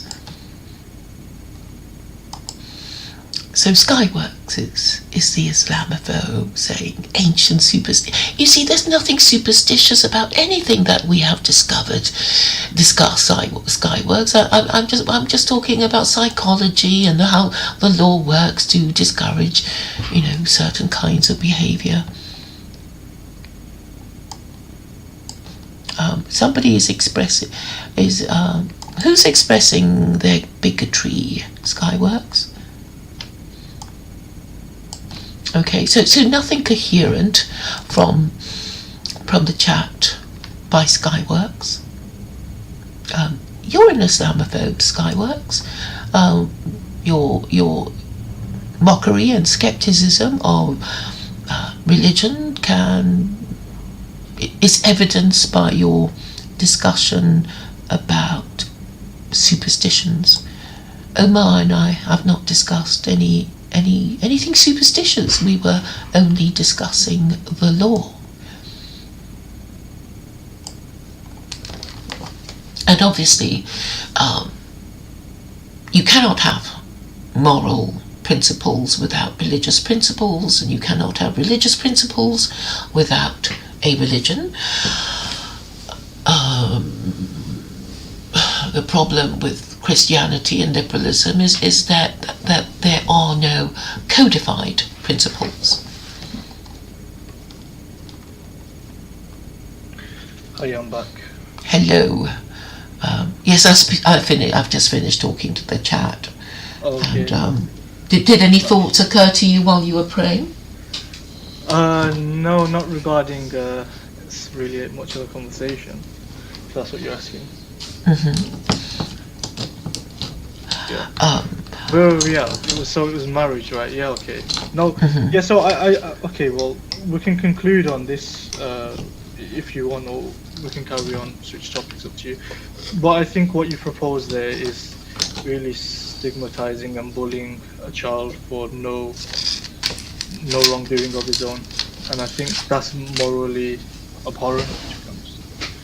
Not to judge you, but the idea that you're proposing. Yes, I think this is only to be expected, and I would just put the blame on the parents. Like, well, don't you respect your children enough to give them a good start in life by marrying your child's other parent? Well, you're punishing the child, though. Well, sometimes you have to break eggs to make omelettes, and I mean I know some of them have become quite successful in the right environment. So I don't think necessarily bullying such children would have helped them. Well, it would stop people from having randomly having bastard children, because they think, oh, I wouldn't do that to my kid, Yeah, but how about you just deal with the parents and not the children? They're already being dealt with 100 lashes. Right, but so if why does the they child have to pay as well? Because So, okay, eventually, so the eventually parents they will be dealt with- phased out. These A and B schools will be phased out because eventually there will be so few children in the B schools that it will be phased out. That hopefully that will be the case. Okay. If people are what capable of happens- shame. What happens where there's the odd bastard here and there then? Do they just mix with the normal? Yeah, then they can mix, but if they are the majority, if they are the majority and they are the majority, they're going to make the legitimate children feel like freaks. Sorry, make that point again. So if the B class are the majority, If B children are the majority, and Yeah. we I think statistically there are more unmarried parents in the UK. I think it's about 51% or something like that. So there are more unmarried parents than there are married parents. Then it will actually be the A children who will be victimised by the badly behaved, disruptive, badly parented You B can't children. you can't just categorize all these children like that. As I say, for these all these B children, the 51%, their parents might be in a totally committed marriage that they've been part of for decades. So to say the child is now going to bully the A category A or Well, they can be the top class in the B school, can't they? They can be in the top class. It's like, it's going to be streamed as well. But do you see know. any issues with what you're saying here? I thought. No, because actually it won't be that shameful. You're thinking, it'll be so shameful. It's like they are already the majority. They're not going to see, oh, we're bastard children. There's so few of us are going to be so mean to us. It's like, okay, but they'll actually be the majority. They have to become, for you to weed them out, which is your idea, right? Which is what you want to do, what you hope happens. For you to weed them out, they'd have to eventually become a minority. Right. So those children, if we talk within this minority time frame, assuming it would work that way anyway. I mean, I don't see what stops, the 51% becoming 80% and. Well, I mean, that would be a nightmare because the illegitimacy rate in Jamaica is 85%, and that was a few years ago when I first read it. So that is why the crime is so scary in Jamaica, because they are the overwhelming majority. So okay, am I right in understanding you put the majority of crime down to bastard children? Really? Wow. Okay, I think that's quite incredible. Really? I mean, there are prison statistics that say that convicted prisoners are the product of unmarried mothers in fathers' homes. I mean, Anne Coulter has done the research. It's often abusive families as well, where there are two parents, but it's just abuse and neglect. But for you, all you need is them to have signed a contract. Yeah, because there has to be some kind of objective thing that you can say. We're not going to be arguing about they agreed to nikah, but they didn't get married. It's all this sort of in between, grey situation. You just want them to jump through a hoop and be able to say, have you done this or not? If you haven't done this, right. The thing is, if you want to correlate, right, most crime. I mean, would you say all crime, or most crime, to bastard children? Most. I mean, I'm certainly not saying that there are no, criminals from, married parents. I'm certainly not going, but there is a correlation. I mean, it's not completely 100% correlated, but yeah, enough of a link to say, well, we have to do something about it. Okay, so. Yeah, I don't think that's at all correct, and I think it's problematic because really all you're saying is, I mean, what you're allowing for. I don't think you're tackling the problem. What is the problem? Well, sorry, I've kind of lost my train of thought. Apologies. You said I wasn't tackling the problem, and I wanted to know what you thought the problem was. Yeah, no, the point I was going to make is the system that you're talking about implementing doesn't stop abuse, and so what you can end up with is loads of people, well, everyone's signing a paper, right? And on paper there's no bastard children.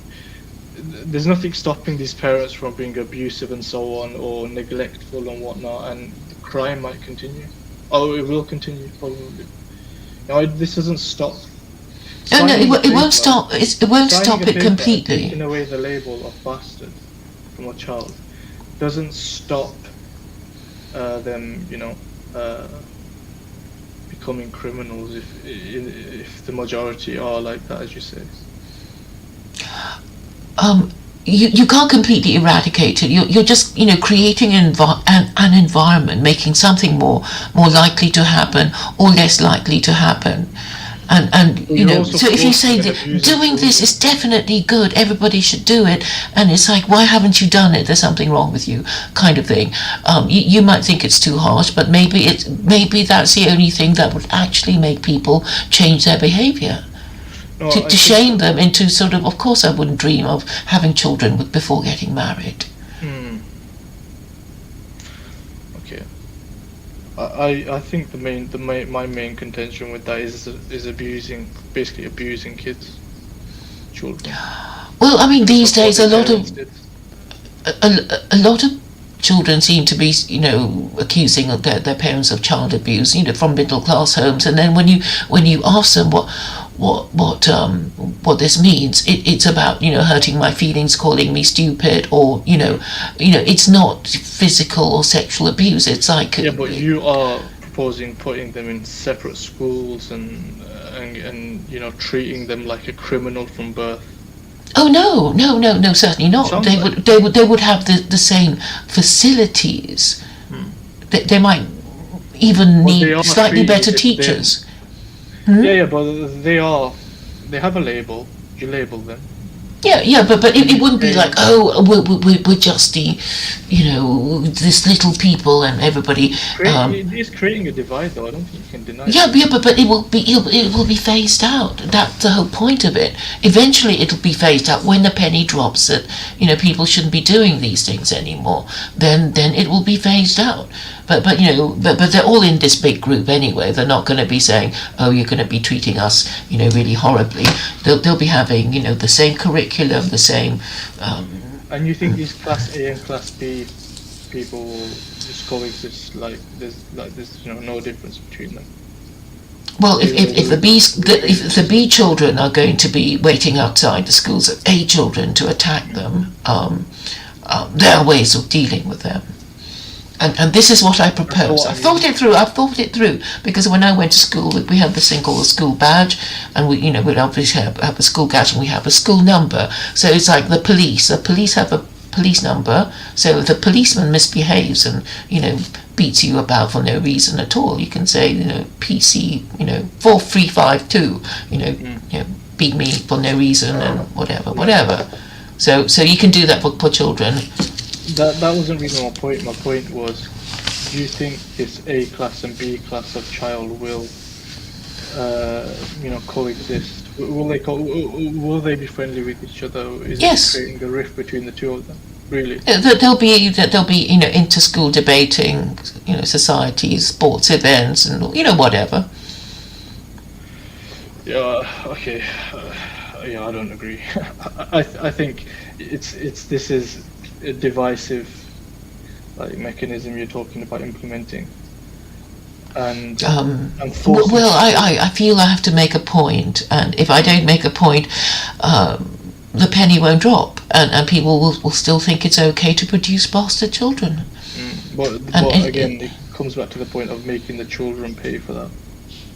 Well, omelettes and eggs, I would have to say, because if you're saying we can't punish the children at all, then the parents will think, well, there's nothing wrong. They're teaching our children to say.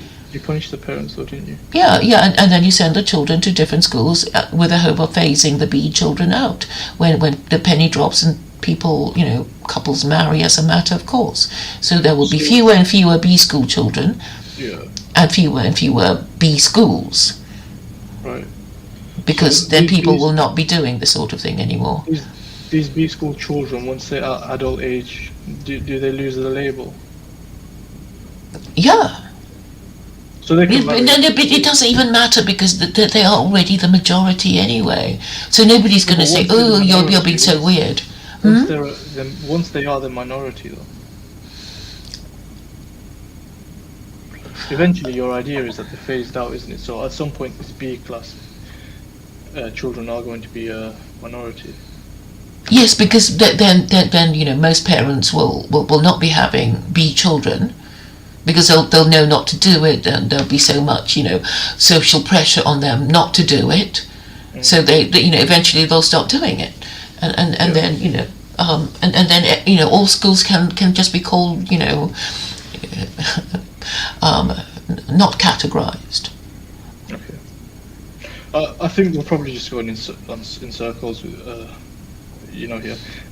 My main disagreement, amongst others, with this sort of bastard thing, or forcing signing of a paper, is the main issue is the treatment of children following that. I'm not proposing to ill-treat the children. They will have the same facilities, and they will all, No, but be you in do the same. separate them based on other than, you know, it's. And if they want to attack, it's like a class system, isn't it? Are you even insinuating that they're like outside, that they might be outside the A class school to attack them? That was what you were saying, weren't you? Were you suggesting that they might start hurting the A school children because of their tendencies as B children? You might have misunderstood. I think I can't remember the point that was made, but that wasn't what I was saying. No. I just don't think that. I think there'd be a stigma, and I think as you have like it is intended middle class people and so on, and there's this sort of divide there, and stigmas and stereotypes about how certain classes, in the UK, for example, working class. There are criminal classes. There are criminal neighbourhoods. They're nice middle class neighbourhoods, working class neighbourhoods. They're criminal neighbourhoods. I mean, they exist for the criminal classes who will be living in a certain area. I mean, this is the reality. I don't think these people are innately criminals. They're like criminal class that you're talking about. Well, they can get out of it. I mean, obviously, in a meritocratic society, you will be given the opportunity to correct yourself and facilities, job. Yeah, but the difference is, you're speaking about an innocent child who's been born into it. You're not talking about an adult who's decided to commit a crime. I will be insisting that the B school children get the best possible education, but they will have to suffer the categorization of being B school children, and at first there's nothing to worry about because they're actually the majority. They are actually the majority, so they're not going to be made to feel, I was the weird one and everybody bullied me because I was the only one like that. But okay, I mean that's my defense, really. Okay. Okay, cool. Yeah. Did you want to talk about something else? No, I was just interested in prodding these, these sort of interpretations that you have. You're actually the first person I discovered to discuss this A and B school thing with. Oh, really? Yeah. In such detail. So thank you for making such a point of it. No, you're welcome. It's interesting. Yeah, it's quite interesting to me. So would non? Oh, right. No, I think you did say so. Non-Muslims will be living under this rule as well, isn't it? Oh yes. And they'd have. I mean, they are the ones having the most problem with this sort of thing. In terms of bastard children. Yes. Right. Because they don't even, middle class people, they don't even think to marry. Boris Johnson. He does it. Boris Johnson won't tell us how many children he has because, a few of them are bastards, and nobody even thought to question the fact that Britain has a prime minister who would be treated as a sex offender by Muslims, and the New Zealand Prime Minister Jacinda Ardern, she's an unmarried mother as well. It's being normalised. Yeah. Well, I'm not sure they would be treated as sex offenders. But that is what chapter 24 verse 2 says. No, but if they have a religious ceremony, like I gave the example of two Muslims having a nikah without the civil side of things, that's to them, isn't it? It's, Islam doesn't mandate that you have a state-governed contract necessarily. Yeah, as I say, as a Muslim, you can have a nikah in the UK, and it's not recognised by law. I think libertarians tended to say we don't want the government interfering in our private lives. But my answer is that marriage is the most important partnership that we can have of all the partnerships we might have. It can destroy us or make us if we marry the right or wrong person, and that it is the state's perceived role to enforce contracts. and Muslims approve of marriage contracts. So I don't see how it is. I see it as illogical to say that the state should stay out of marriage, because I think the government should be encouraging marriage. That, I think, is its role, and that is also the role of religion, to enforce minimum standards of sexual morality, without which your civilization will decline and fall.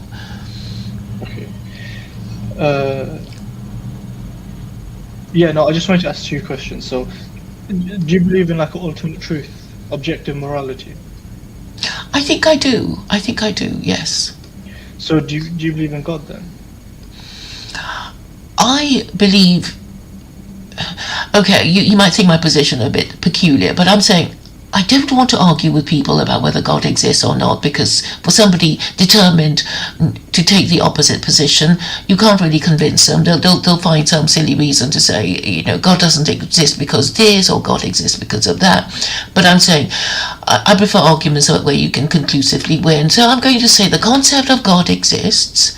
Nobody can deny that. Even atheists have to acknowledge that the concept of God exists, even though these atheists deny his actual existence. And I'm saying, even if he doesn't exist, the fact that this idea is so powerful is enough to make people want to believe in God.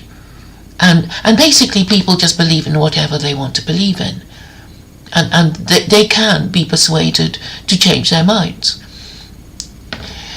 If the source of persuasion is powerful enough, they will change their minds. If you say, well, the government says this, and or your favorite political philosopher says that, or somebody you admires supports this thing, and it's being used in advertising all the time.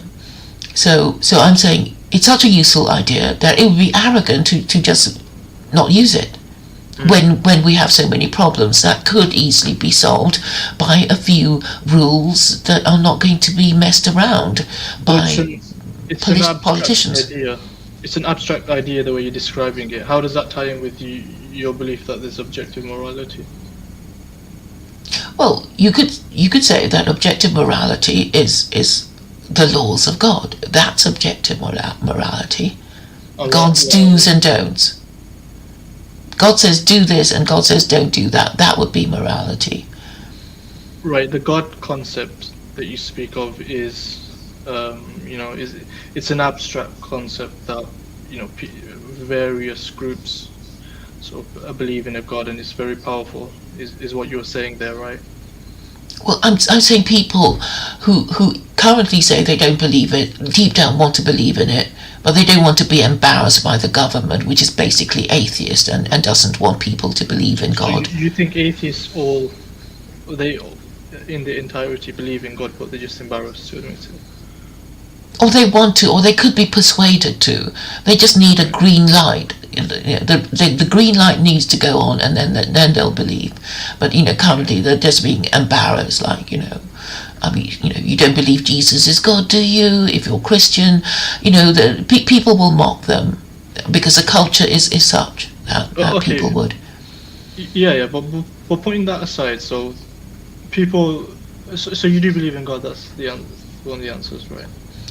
I definitely believe that the concept of God exists, and therefore this concept, if used properly, will cause people to change their mind about a lot of things and behave in a different way.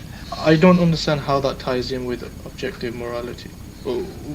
Where are these? The concept is an abstract thing, isn't it? If you only believe in it as a concept, because you can't tie it down to scripture necessarily. I am sort of tying it down to scripture. I mean, I rely on the Quran because I know it is the best available guide to humanity, and even how do you make that judgment? That's the best available. I'm going to say it's because I personally like it.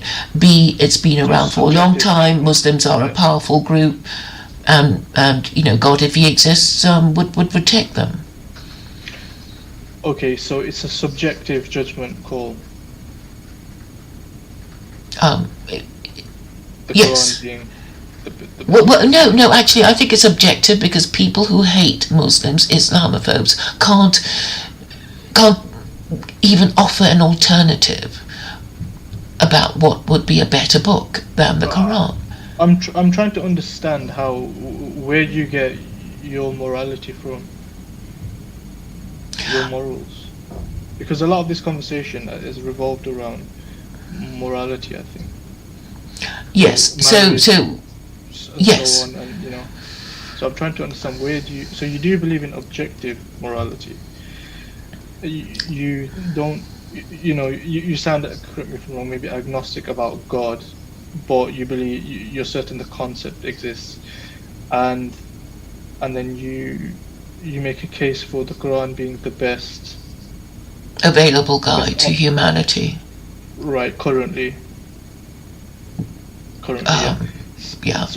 So how does that link? Where do you get these objective morals from? Well, I mean, people think, well, I like it, and other people who are powerful also agree with me. I I mean, like it is subjective, isn't it, though? yes, it is subjective, but then I can say, oh, but look at all these 2 billion Muslims. You're saying, well, they agree, and if God actually exists, and God's pretty powerful, that's the idea of using these groups, and concepts and beings to But these are support all what you want. abstract kind of things. These aren't tied into a series. This is from your perspective, and correct me if I'm wrong. I'm just trying to understand. These aren't necessarily tied into. So look, as a Muslim, I would say I firmly believe in God, and I believe the Quran is revelation from God, with Hmm. principles that won't change and don't change. Hmm. That's objective morality. Whereas what you're saying is there's an idea of God for certain, and I feel that this is the best option in the Quran currently. Hmm. Hmm. But better And than the Torah okay, yeah, and the New it's Testament. it's so it's the best available source, but you do believe in a objective. If we look at it as a book of morals, this is the closest to the objective morals, but actually you don't have. Where are how are you comparing and contrasting the Quran to this objective morality that doesn't I haven't seen from you yet? Am I speaking clearly, or am I?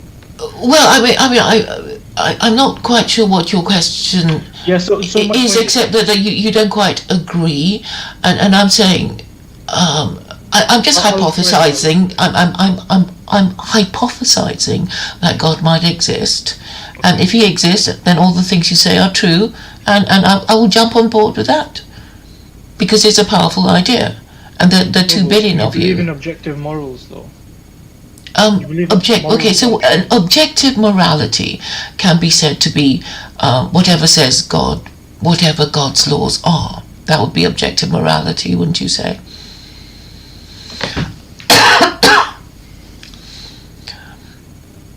I would say yes, yeah, and sure, but Yeah, obviously, because you're saying, the most powerful being that created yeah. the universe, who communicated with us twice, he made these laws, it's in the Quran, we Muslims believe it is the higher source of morality, and we're going I to follow think that. I think are principle. There is an objective right and wrong, basically, and I think you said the same. You do believe that there is an objective right and wrong. And I if don't I get may where be you get allowed that from. to develop my point, Of course, yeah, you sure. the So Jews, they've been around longer for Muslims, but they're very divided. Muslims are also divided. So it's like, well, there's a Torah. It's supposed to come from God, and also the Quran. It comes from God. Which one is better? And it's like, well, it's obvious. If most of us are Gentiles, we go for the one meant for Gentiles, and also the one for Gentiles is less restrictive. So any sensible person who wants to obey laws would want the less restrictive version of it in the Quran, the one without the 36 capital offences. Yeah, I think the making an argument for the obvious thing to do would be to go for the less restrictive. That point there, that principle that you've sort of highlighted, why wouldn't people stick to liberalism as opposed to secular Quranism? Because it's less restrictive. Well, because because liberalism doesn't have principles that people can readily cite. I mean, there are. I mean, like. Okay, name them. And so on. Well, I'd have to Google it probably, but there are. Yeah. Okay, I mean, you might say free speech, freedom of express, freedom of belief, and it's like, well, actually they break their own rules. Okay, but we're talking about the concept. I mean, and also Muslims when we talk about Islam, or we don't say, oh well, Muslims are here and they do this and that, breaking the rules, because plenty definitely do. So we're looking at these different concepts. You were talking about Islam, comparing it to liberalism, and I'm saying liberalism has changed. It hasn't got a holy book, and it hasn't even got agreed principles that people calling themselves liberals can agree on. At least Muslims, even though they don't always agree with each other, can say, oh, the 5 pillars of Islam. Right. No, my point. So you basically, if I can just go back a bit, what you said was the obvious thing to do is to go with an option that is easier and less restrictive. Yes. And my point was liberalism is less restrictive than Islam. But it's failed. That's why we're considering the option, or I am considering the option of Islam. Yeah, because liberalism has no holy book, and obviously I don't agree, but the thing is, I mean, people say, oh, but look at Muslims, they don't really follow their book, look at them, blah blah blah. And I'm saying, well, at least Muslims, if they wanted to correct themselves, can follow their book properly if they previously didn't. But if it was just left to Christians, it's like there's nothing to follow in the New Testament. It doesn't tell you anything clearly, so there's no point even looking at the New Testament. Yeah, and then if you look at the Old Testament, it's for Jews, and the Jews mostly don't follow it. But I mean, the thing about Jews and Muslims is that they've kind of ganged up against Muslims. With the American empire protecting Israel, against Muslims. So, but it's only because they. But even then, you see, the American empire is kind of saying, oh, we're doing this to protect the Jews from these Muslims who want to kill them, and they're kind of dressing it up their imperialism in we're only trying to protect the Jews who are God's chosen people, while the Muslims want to kill them. It's that kind of narrative that they want to weave. Well, yeah, I think it's a totally different topic. I'm with you, but. That's it's a bit kind of more politics there, isn't it? I think. Well, I mean, we've been talking about very political things, but we have to go back to the Jews, because it's sort of like, well, why are Jews still around? They have the most restrictive religion. They are the fewest in number. They started off as fleeing slaves, which is so low status, and then they got their homeland, and then they lost it, and they're still around, annoying Christians, annoying Muslims by, being, apparently indestructible, and they are a kind of eternal question to kind of annoy the Gentile, and I think the Quran just sort of beautifully resolves everything. If only people would read it properly, and so basically the Quran is saying Jews and Christians come and be Muslims. Yes, I mean that's what the Quran is saying to them too. There's an invitation to everyone. I don't. I mean, not to be like pedantic, but I don't agree with what you said. If we're generalizing it to all Jews or all Christians, but maybe you just haven't made that clarification. But you. Oh, sorry. What do you think I said, and why do you? No, just when you said Jews are around and they're annoying all people and stuff. Well, yes, it was a general thing because I get the impression that I mean Christians always complain about Jews. They've destroyed our civilization. They've always had one over us, and I also get the impression from Muslims that they say the same thing about the cunning Jew and that kind of thing, but I mean there are arguments in the Quran that can be used against Jews because basically. The unflattering remarks made about Jews, and I mean I would say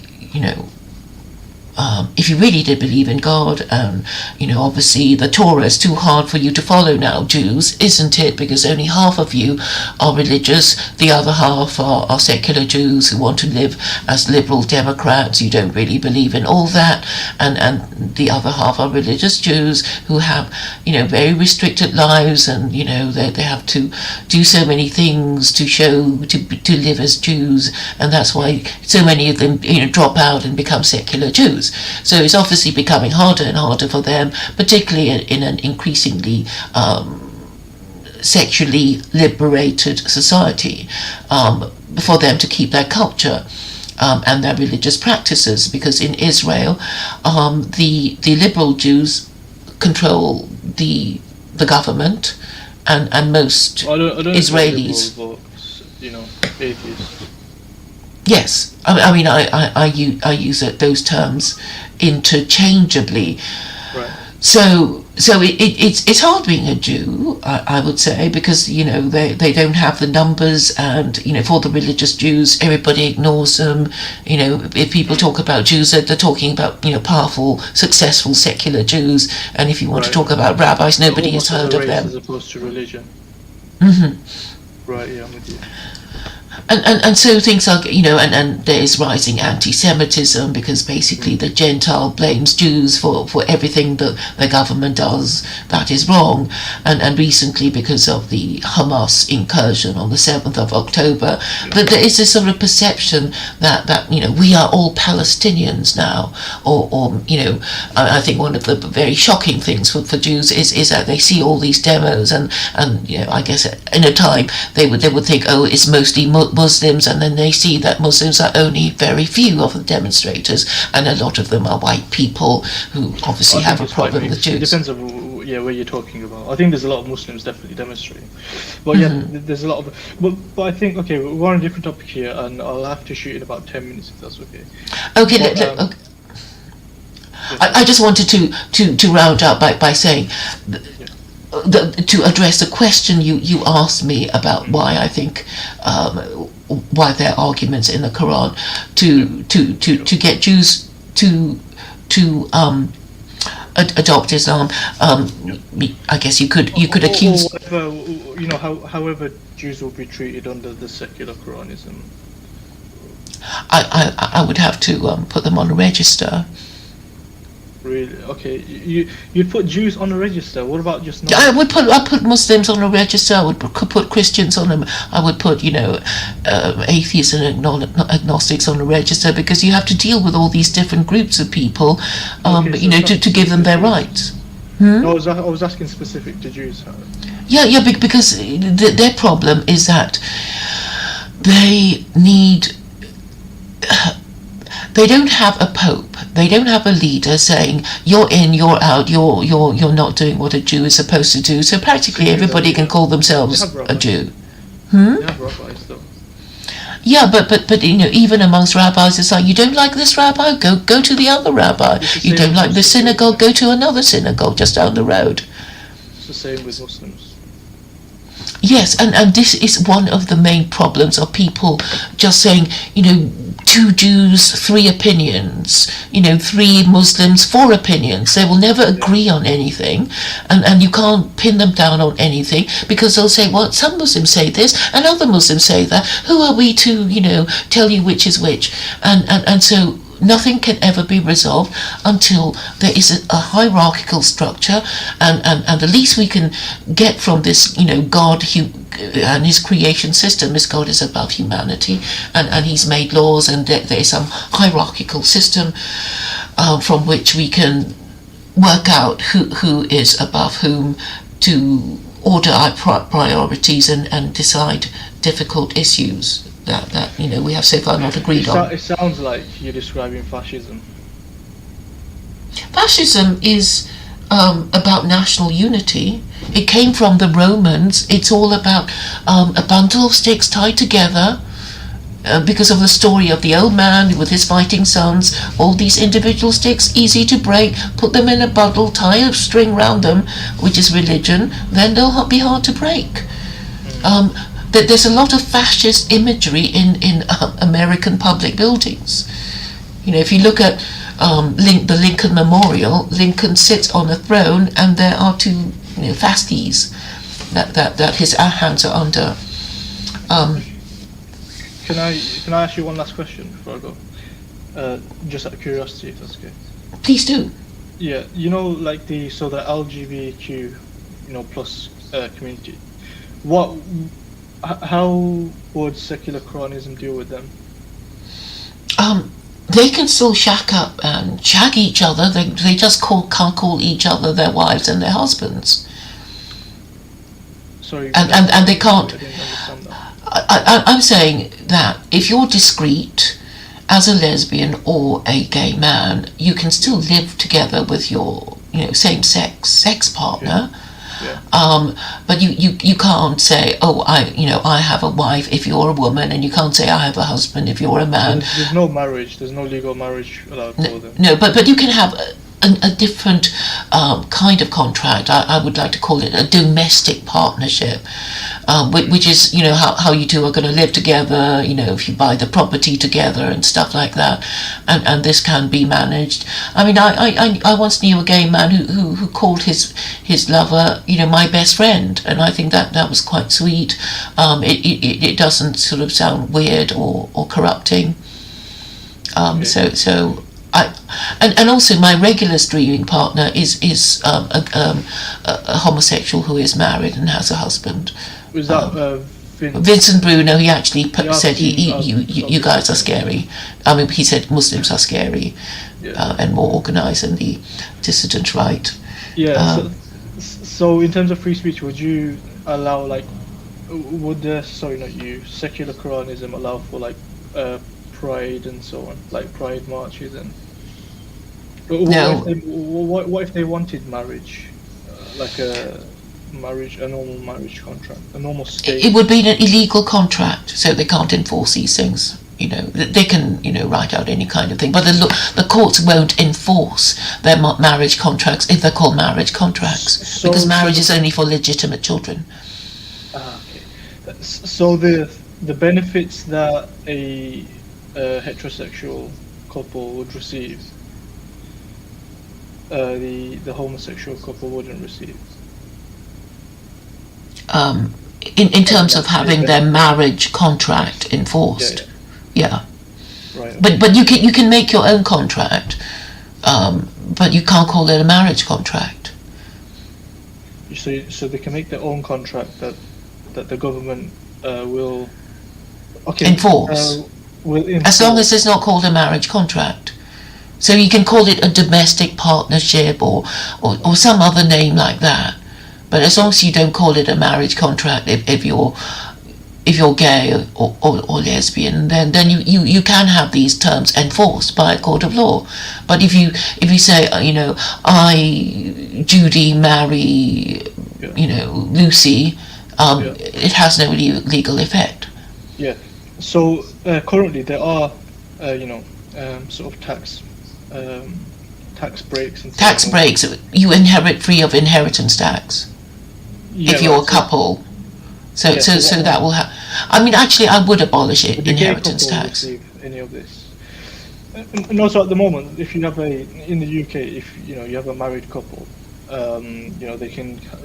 I think you can, if one partner's not working, the other partner can receive some tax relief up to £1,000 or something, I believe. So there are some financial benefits, government in terms of tax benefits for a married male and female in the UK, right? I'm assuming this will be similar under secular Quranism.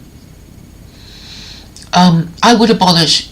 Okay, I haven't thought about the details of it yet, but I'm just asking, would a lesbian or gay couple who have their own contract that the state does stamp, but it's not called a marriage contract, would they be entitled to the same tax breaks? No. They wouldn't. No, because the biggest tax break of all is inheriting from each other free of inheritance tax, and that starts at 40%. No, but putting that aside, for what it's a big thing. Mm-hmm. Yeah, it's a big thing overall, but it's a one-off, isn't it? So you're talking about some benefits worth about £1,000. Gay couple, LGBT couples wouldn't get it. They wouldn't get that. Okay. No, they wouldn't get that. But maybe under my regime, my fascist regime, straight couples wouldn't get it either. Okay. But I haven't thought it through yet. But there would be a difference. There would be a difference in the benefits. They're not the same. They're not treated the same, basically. What you're saying. Well, I mean, the idea is that married couples will be treated as higher status than same-sex couples. Yes. Yeah. So under this sort of new social and moral order, married parents will be privileged over non-parents, and unmarried parents will be lower than non-parents because they will be treated as sex offenders. Yeah. So what was the reason for not allowing like pride marches and stuff? Because it would be inciting sexual offences. But you're mandating, this extra, or but your government is stamping contracts for LGBTQ people. So they're not committing offences, are they? No. I mean, I would abolish gay marriage. They would become illegal contracts. Right, but you said they can come up with their own contract as long as it's not. Yes, but they can't call it gay marriage. They can call it, a domestic partnership or, some kind of property sharing. Yeah, it would be different, but they just can't call it a marriage contract. But it will still be, that it's is that kind of idea. It's essentially the same thing, though, isn't it? It can be, because you said they can do, they can stipulate whatever they wish. So they could just mirror a normal marriage contract. Yes, they could, but they just can't call each other husband and wife. Understood, legally understood. Mm-hmm. Mm-hmm. Or husband, wife and wife. Yes. However, so where you said you wouldn't allow for pride marches because that's inciting sexual offences. Mm-hmm. That doesn't correlate with these LGBT people who can, have their own contracts, because these marches might be, inciting people to get together and create these ad hoc contracts. I don't quite understand that point you make, but I mean they can still meet each other in their gay clubs and bathhouses or whatever. The point I'm making is it wouldn't be a sexual offence under your secular Quranism. To go on a gay pride march, you mean? Yeah. Is that what? For the LGBTQ plus community, for these people to be in relationships, it wouldn't be a sexual offence. No, because unless they're caught cottaging or committing some public decency offence, which is what. The same for straight people as well. Yes. I mean, you can't be having sex in a public place. If you want to have sex in men's toilets and some copper sees you, you're going to get done. Yeah. So So then, what is the issue? What would be the issue with like pride events? Because they're Well, not advocating for public sex or outside of this contract sex, because you're facilitating it. You're giving them this ad hoc contract. I mean, I'm saying that, they can meet in private clubs, or, But why would you ban LGBT pride marches. Why would I ban? Well, because it would be publicising a kind of behaviour that that is considered to be a sexual offence. No, it's not a sexual offence though, because you facilitate it with a contract. You said they can have their own contract. They just can't call it a marriage. Yeah. So you'd be saying, well, I'm living with you because it's convenient, and we're probably going to be living together because we're not going to be moving in with anyone else, and we have bought the property together. I think I understand. Yeah, sorry. So they essentially have to live in secret under this, contract. Even if they live together, they're not allowed to call their partner, their same-sex partner, their wife if they're lesbian, or husband if they're call gay. Them their partner? Yes. They can say they're my partner, but they can't say that's my wife or husband. Sex partner. Ah, okay, I understand. And the contract is for what purpose then? There's no need for this contract then. They can say domestic partner. I'm sharing my home with this person because I get on with that. There's no need to do that though, is there? Because what is the point of it? What's the point of that? What's the point of doing that? Because some people might kind of want to, inheritance, like, I love you so much, same-sex partner, I want to give you my property when I die, that sort of thing. I think that, and if I fall ill, can you... You can put that in your will. You don't need a pseudo marriage contract for that. But people don't do this sort of thing in an open way. Actually, in China they do. They do this sort of thing now. But they don't call it a marriage contract. But it's called something else. I forget what the name was, but they certainly do facilitate it. Because it's sort of, you can't even go to the funeral of your late lover, because his or her family hate you or something. So it's something to do with power of attorney. Is that for LGBT yes. people in China? Yes. Okay, but these gay bars that you mentioned and so on. So you would allow for them their existence as well.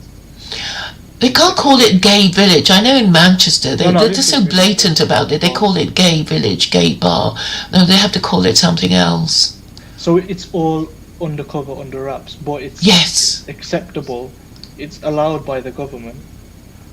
But they can't call it gay bar, gay bathhouse. Whatever. No. Okay, so your government allows for something to exist that it doesn't agree with, but under a different, just kind of like, it's kind of like saying, guys, just cloak yourself in something we can deem acceptable, what I don't see is okay. Yes, we don't want drag queen story hour. We don't want that sort of thing taught in school, and you can do it. Yes, just leave children alone and don't make it obvious and don't frighten people. No, okay, it's quite interesting. It's been an interesting conversation. It's been good speaking to you. It's I don't know. I do wonder what your friend Vincent would think of these things. He already knows, because he has quite a few shocking ideas too that but I think it's a good idea to talk to people who don't quite agree with you, as long as you understand each other's position. So I know you're going to be talking to Khalid soon. What will you be discussing with him? Well, I think we had a conversation like a few weeks ago with I think Zarina was on there, and I believe it's her uncle. Do you know, is that her uncle? Yeah. Yes. Yeah. And well, yeah, there were a few different points made and whatnot, and there were a few things we disagreed on. So I think what Khalid has called it is Sunni and Ahmadi, discuss their beliefs or something like that. I think it's called. Oh, okay. Obviously Okay. we'll have different beliefs, won't we? Yes. Well, I've enjoyed your challenging questions. I hope Yeah. you Sorry if will I have sounded some. rude or anything. It's No, not. no, It's no, not. no. I appreciate intelligent questions, and I'm so pleased that we managed to discuss education under secular Quranism. So if you have any further questions, perhaps we can have a return. That you'll come back here again. Yeah, I'll be up for it. Yeah. Do you mind if I take any clips for this and put it onto my YouTube channel? Please do. You're very welcome to do I'll so. link this below. It's just this is quite long. I know Yes, I the whole know. thing over, but I do intend to start uploading a bit more, and I like speaking to people and learning and challenging my thoughts and so on. I think it would be interesting to have a conversation, maybe the three of us, me, you, and Vincent. I think he was commenting, wasn't he, earlier? Yes, because I've yes. listened to I the think two that of would you be speak of fun. it. I don't know if it would be massively productive, is my only concern. But I mean, It will be entertaining. well, Yes, we can see will. how it goes anyway, and then Yes. take it from there. Yes. Yeah. So okay, sounds good then. So we'll see if you want to ask Vincent, we can see what he thinks, and we could possibly do that in I don't know, a week or so or something. Maybe if you wanted to. Okay, I'll do that then. Well, thank you for coming, and Thank you, Rob. and enjoy your next stream. I'll be You too. listening. Okay, Okay, bye. cool. Take care. You too.